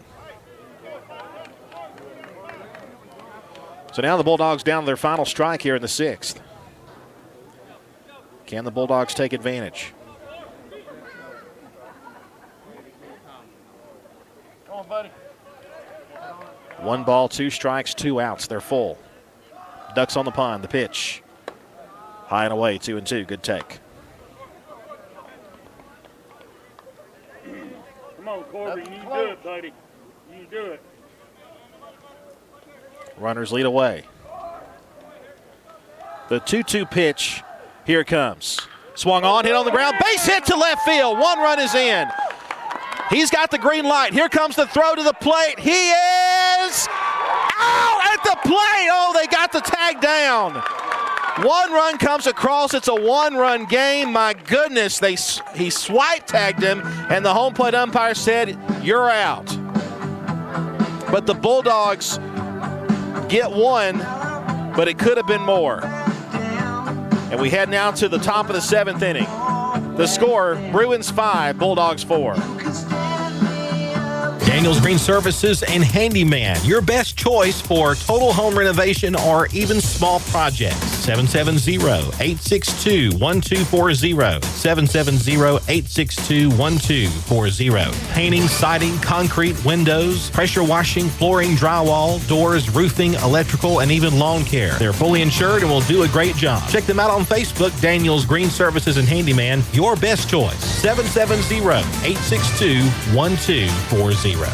Rocky and Patty Tillery, 2 Cedartown High School graduates, and they stayed right here in the county and went into business. They employ right at 100 people, and they've been doing that for a long time. Most of their work is from out of the county, but they want to push our youngsters here, no matter what they're doing, Little League, Pony League, high school baseball, basketball, football, and soccer, and that's Polk County Public Service. They appreciate serving you. Cedartown High School Baseball is on the Big Double A.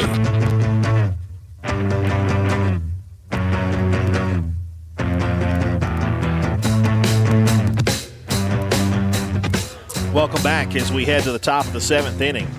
Cedartown had the bases loaded with nobody out and then a couple of strikeouts. Shortstop number 28, Hosford. Corbin Gazort hits an RBI single to left field, but then the potential tying run was called out at the plate as he was trying to head home on a swipe tag. Now Aiden Hosford will lead things off here in the 7th as Cam Jackson continues. Slices one to left field. Harlem Diamond will have to play on a hop. He fields up that one, and the throw will come in toward second base, and it'll be a leadoff single for Hosford.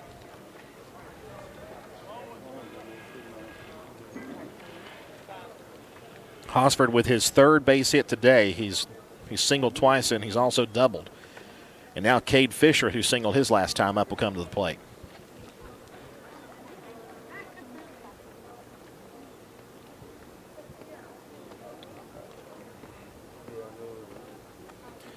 Courtesy runner will be sent out there. Number 22, Gabriel Perez, will run for Hosford. Pinch running for the Bruins, number 22, Gabriel Perez. It is a courtesy, rather it's a pinch runner, not a courtesy runner, as now batting for Hosford is not hitter number 3, a pitcher or catcher. Fisher. So here's Fisher now. Fisher is 1 for 3. We mentioned the single. He's also reached on an error. It's 5-4, top of the 7th. Bruins lead by 1. Throw down to first base. Runner is back.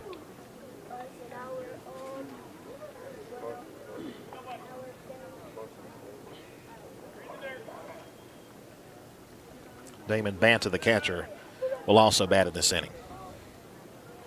The pitch. Down low, 1 ball, no strikes. Come on, Cam.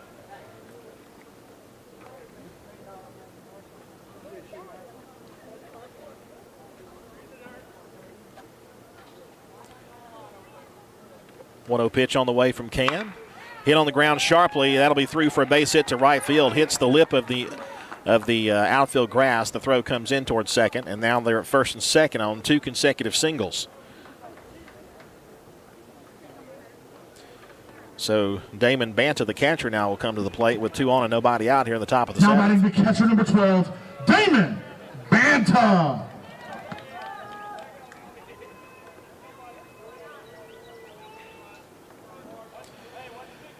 And now the runners edge away. Cam delivers. Bunts one. It's popped up. That's going to be an infield single. No chance for anyone. 3 consecutive singles. Hosford to third. Fisher to second. And at first base is Banta with an infield bunt single, and they're loaded with nobody out.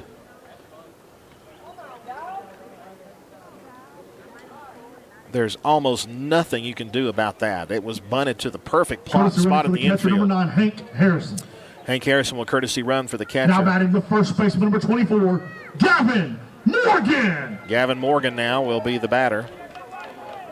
And Gavin is 0 for 3, a strikeout, and a couple of flyouts.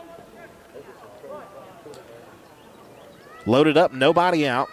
3 consecutive base hits. There's a strike call down the middle. 0-1 the count. Infielders playing in on the grass. A ground ball will come to the plate. The pitch.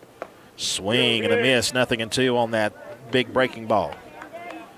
0-2 the count now as Camden is ahead in the count.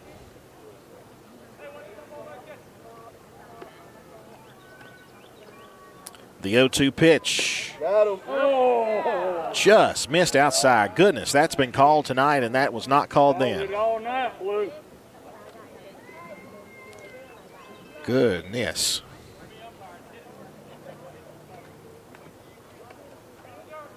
Jackson delivers a 1-2. Swung on, hit on the ground to short, and through for a base hit. 1 run's going to score. 2 runs, they're going to hold him up. 1 run comes in. Everyone plays touch your base, and it's now a 6-4 game.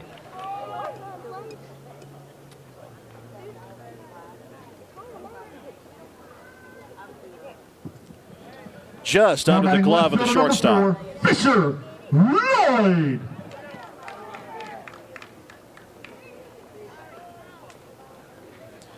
So Morgan reaches, still nobody out, and another run in for Northwest Whitfield. Fisher Lloyd now, who has doubled and has grounded out and lined out. Ball 1. 1 ball, no strikes the count.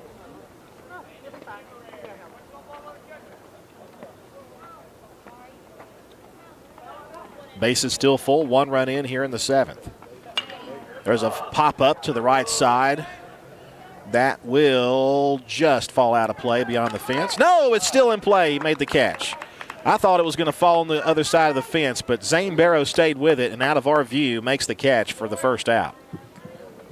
Now batting the third baseman, number 21, Jaden Santiago. So now Santiago, he's 0 for 2, a couple of ground outs to first, and he's also been hit by a pitch 1 time. They're loaded with 1 out now. The pitch. Line drive, left field, base hit. 1 run's going to score. He's got the green light. Here comes the second run. It's a 2-run single, and they've broken it open now. It's 8-4.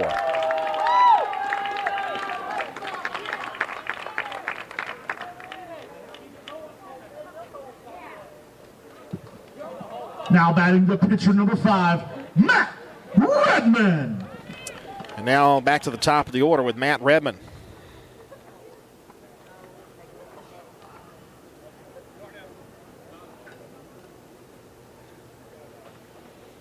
Redman has struck out. Now they're going to, Coach Johnson comes out. Looks like we may have a pitching change, and we will. So the day is done for Cam Jackson. And we'll see what Coach Johnson comes up with here as the Bulldogs now trail by 4, 8-4. 3 runs have come across here in the inning, only 1 out. And we'll come back in a moment with more baseball. Coverage of Cedartown High School Bulldogs baseball on the Big AA is brought to you in part by Republican State Representative Trey Kelly of Cedartown. This is Representative Trey Kelly. Amy and I want to wish all the players and coaches a safe and successful season. You've worked hard to represent us on the field, and I'm proud to represent you in the Georgia House of Representatives. Again, this is Representative Trey Kelly, and I want to thank you for listening to the Big AA. Go Dogs! This announcement paid for by State Representative Trey Kelly, kellyforhouse.com.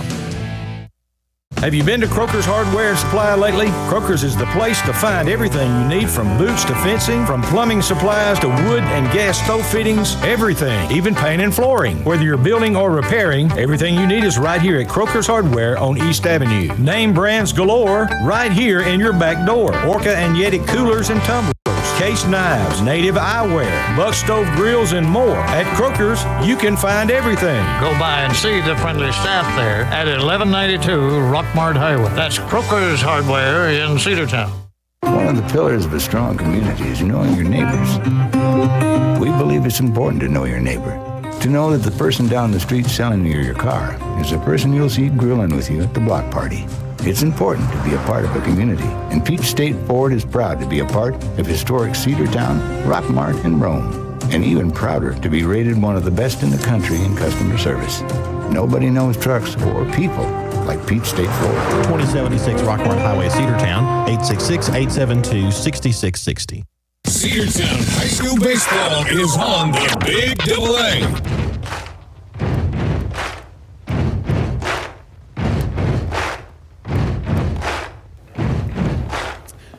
On the pitch for the Cedartown Bulldogs will be Reese Tanner. He was the game one starter of this series, and he'll be the third Bulldog pitcher to throw in this game. 3 runs have come across here in the 7th, as there have been 5 hits given up here, including one that really could have been an error at shortstop. It's one that Dylan would tell you that a play he should have made that could have gotten a double play and maybe only 1 run, but still it's tough. And now runners first and second with 1 out. And that will bring to the plate the current pitcher, Matt Redmond. Started the game at short, and Redmond has a couple of base hits, a double and a single today. 8-4 lead for the Bruins. Fastball high from Reese Tanner, 1 ball, no strikes.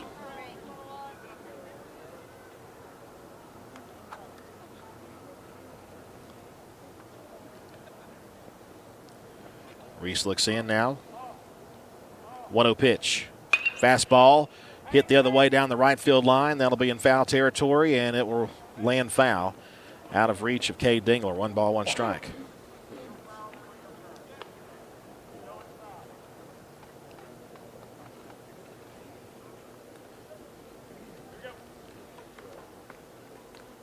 The Dogs in danger of losing their first region series of the year.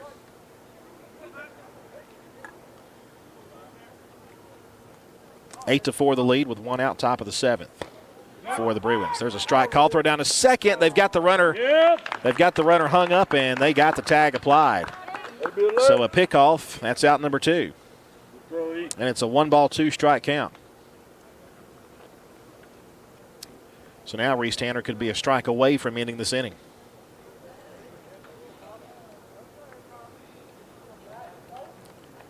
Runner at first base now. The 1-2 pitch. Fastball low.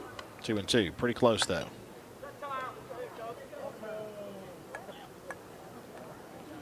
Now the home plate umpire has popped out of the dugout, or has popped toward the dugout. And Coach Johnson has come out. He's either been restricted to the dugout or he's been tossed. I'm not sure. I'll tell you in a moment. If I see him on this side of the gate, then we'll know. So far, I have not. It probably was a warning or a restriction. The 2-2 pitch, fouled back off the net. And the count is 2-2. When we get to the 7th inning, Reese Tanner will lead off the inning. Denver Nell and Zane Barrow will be due up, middle of the order. Still have to get out of this one, though. The 2-2 pitch, high and tight, 3-2.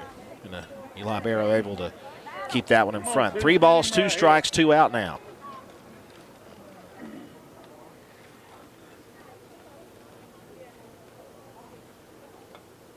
Now Reese with a payoff pitch. Here it comes. Runner goes. Pitch is popped up in the infield, left side. Who wants it?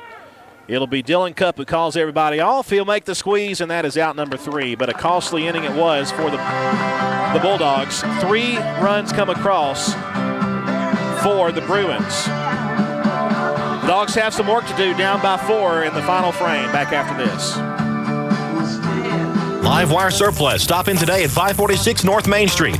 New items are arriving all the time. At Live Wire, they have unbelievable deals on lawnmowers, weed eaters, and leaf blowers. But that's not all. How about your patio? Live Wire has top-of-the-line grills, patio tables and chairs, fire pits, and so much more. All fresh off the truck, brand new, still packaged, and price to sell. Live Wire Surplus, 678-861-5021. Take your truck. You're going to need it to load up on the savings.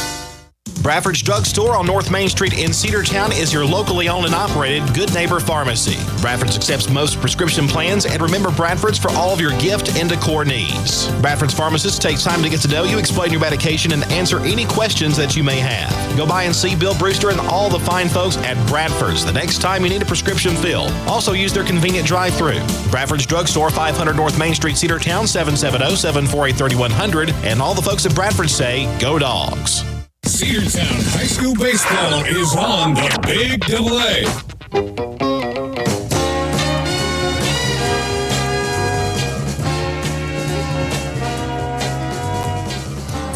Last chance for the Bulldogs, bottom half of the 7th inning, and a 8-4 lead for Northwest Whitfield as Matt Redmond will continue his work on the hill. He came in relief in the previous inning and was able to get out of a jam, only allowing that 1 run with the bases loaded.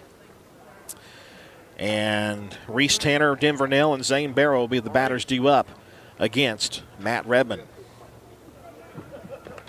Now batting number 2, Reese Tanner. And now it's crunch time. Come on, Reese, start us off. Here's the pitch. Foul back, 0-1.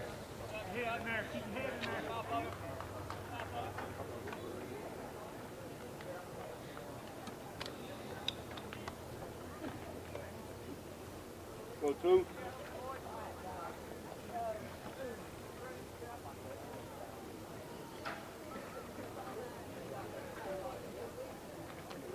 Here's the 0-1 pitch. Just missed outside. 1 ball, 1 strike, and a good take.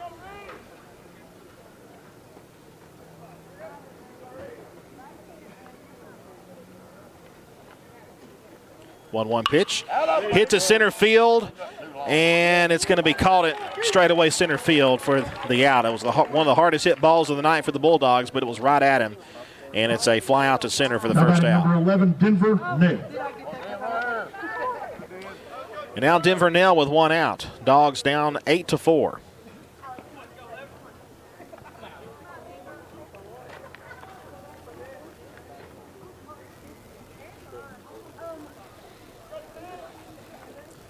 Here's the pitch. Foul straight back. It's 0-1. Denver has a base hit today.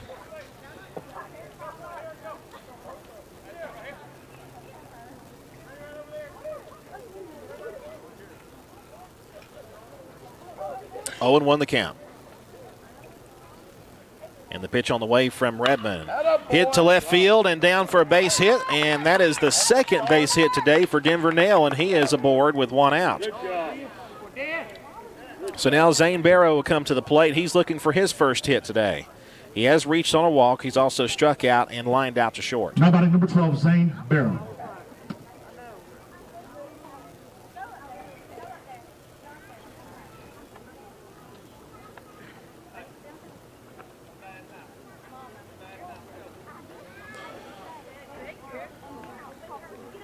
So Nell over at first base.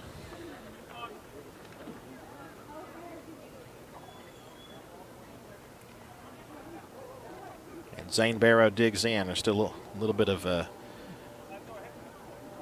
change here as the umpire makes a note of that. We'll check on the change here. Maybe there's a Curtis or pinch runner out there. We'll have to check on it. I didn't see one go in there. There's a line drive to shortstop. He fields to second for one on to first. Safe at first. Good hustle there by Zane Barrow to avoid the double play. Now batting number 20, Eli Barrow. And now Eli Barrow will come to the plate with 2 outs and 1 on. Dogs need more base runners for a chance to come back. Redmond looks in. The pitch. Down low, 1 ball, no strikes.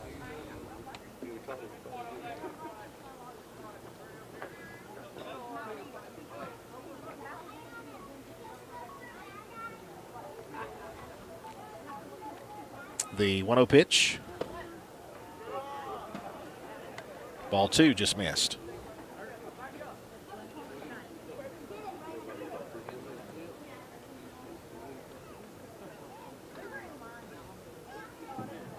Two-0. Foul back behind us. 2 balls, 1 strike. Harlem Diamond waits on deck behind Eli here, but there are 2 out. Last of the 7th inning. The pitch. High and tight, 3 balls, 1 strike.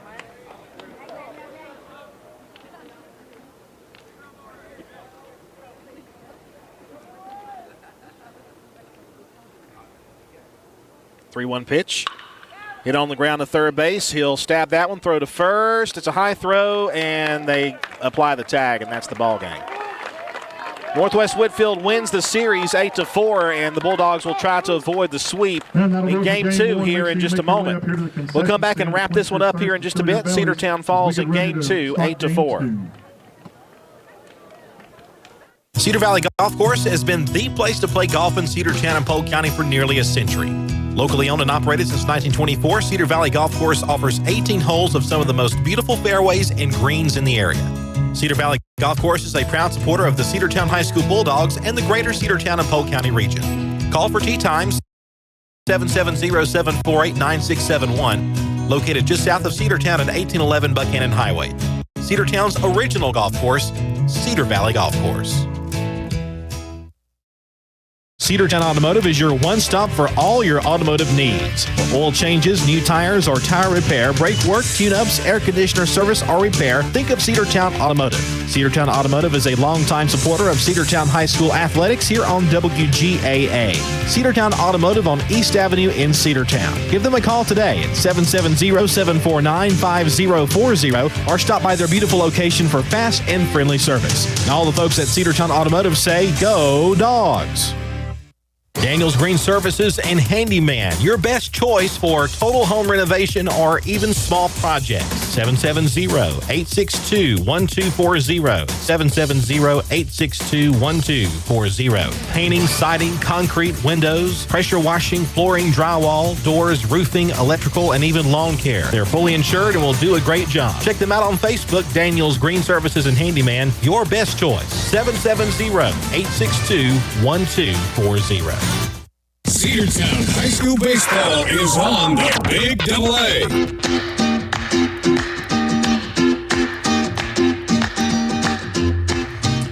Your final score here from Northwest Whitfield High School at Richard S. Crumbly Field. Cedartown falls 8-4. 8 runs on 9 hits, 1 error for the Bruins. The Bulldogs had 4 runs on 5 hits and 5 errors on the game, and that is where the Bulldogs have lacked today. There have been some mistakes out there in the infield and in the outfield as well. The Bulldogs have got to correct those mistakes if they want to win ball games against good teams, especially against this Northwest Whitfield Bruins team. The win, of course, will go to Keaton McQuaid's game. The loss will go to Corbin Kazort. 8-4 the final score as Northwest Whitfield wins the second game of the 3-game series. The Bulldogs will try to split the doubleheader today and avoid the series sweep as the Cedartown Bulldogs will We'll play back here in about 25 minutes. 8-4 the final here in the second game of the series and the first game of this doubleheader tonight. We'll come back with the second game of this twin bill in just a bit. This is Cedartown High School baseball in the Big AA. Be sure you join us back when we return for more baseball action here in just a little bit. Thanks for joining us. Your final score here in the first of the doubleheader, 8-4 Bruins. W291 TS Cedartown. Your home for the Cedartown High School Bulldogs. AM 1340. And now 106.1 FM WGAA. The Big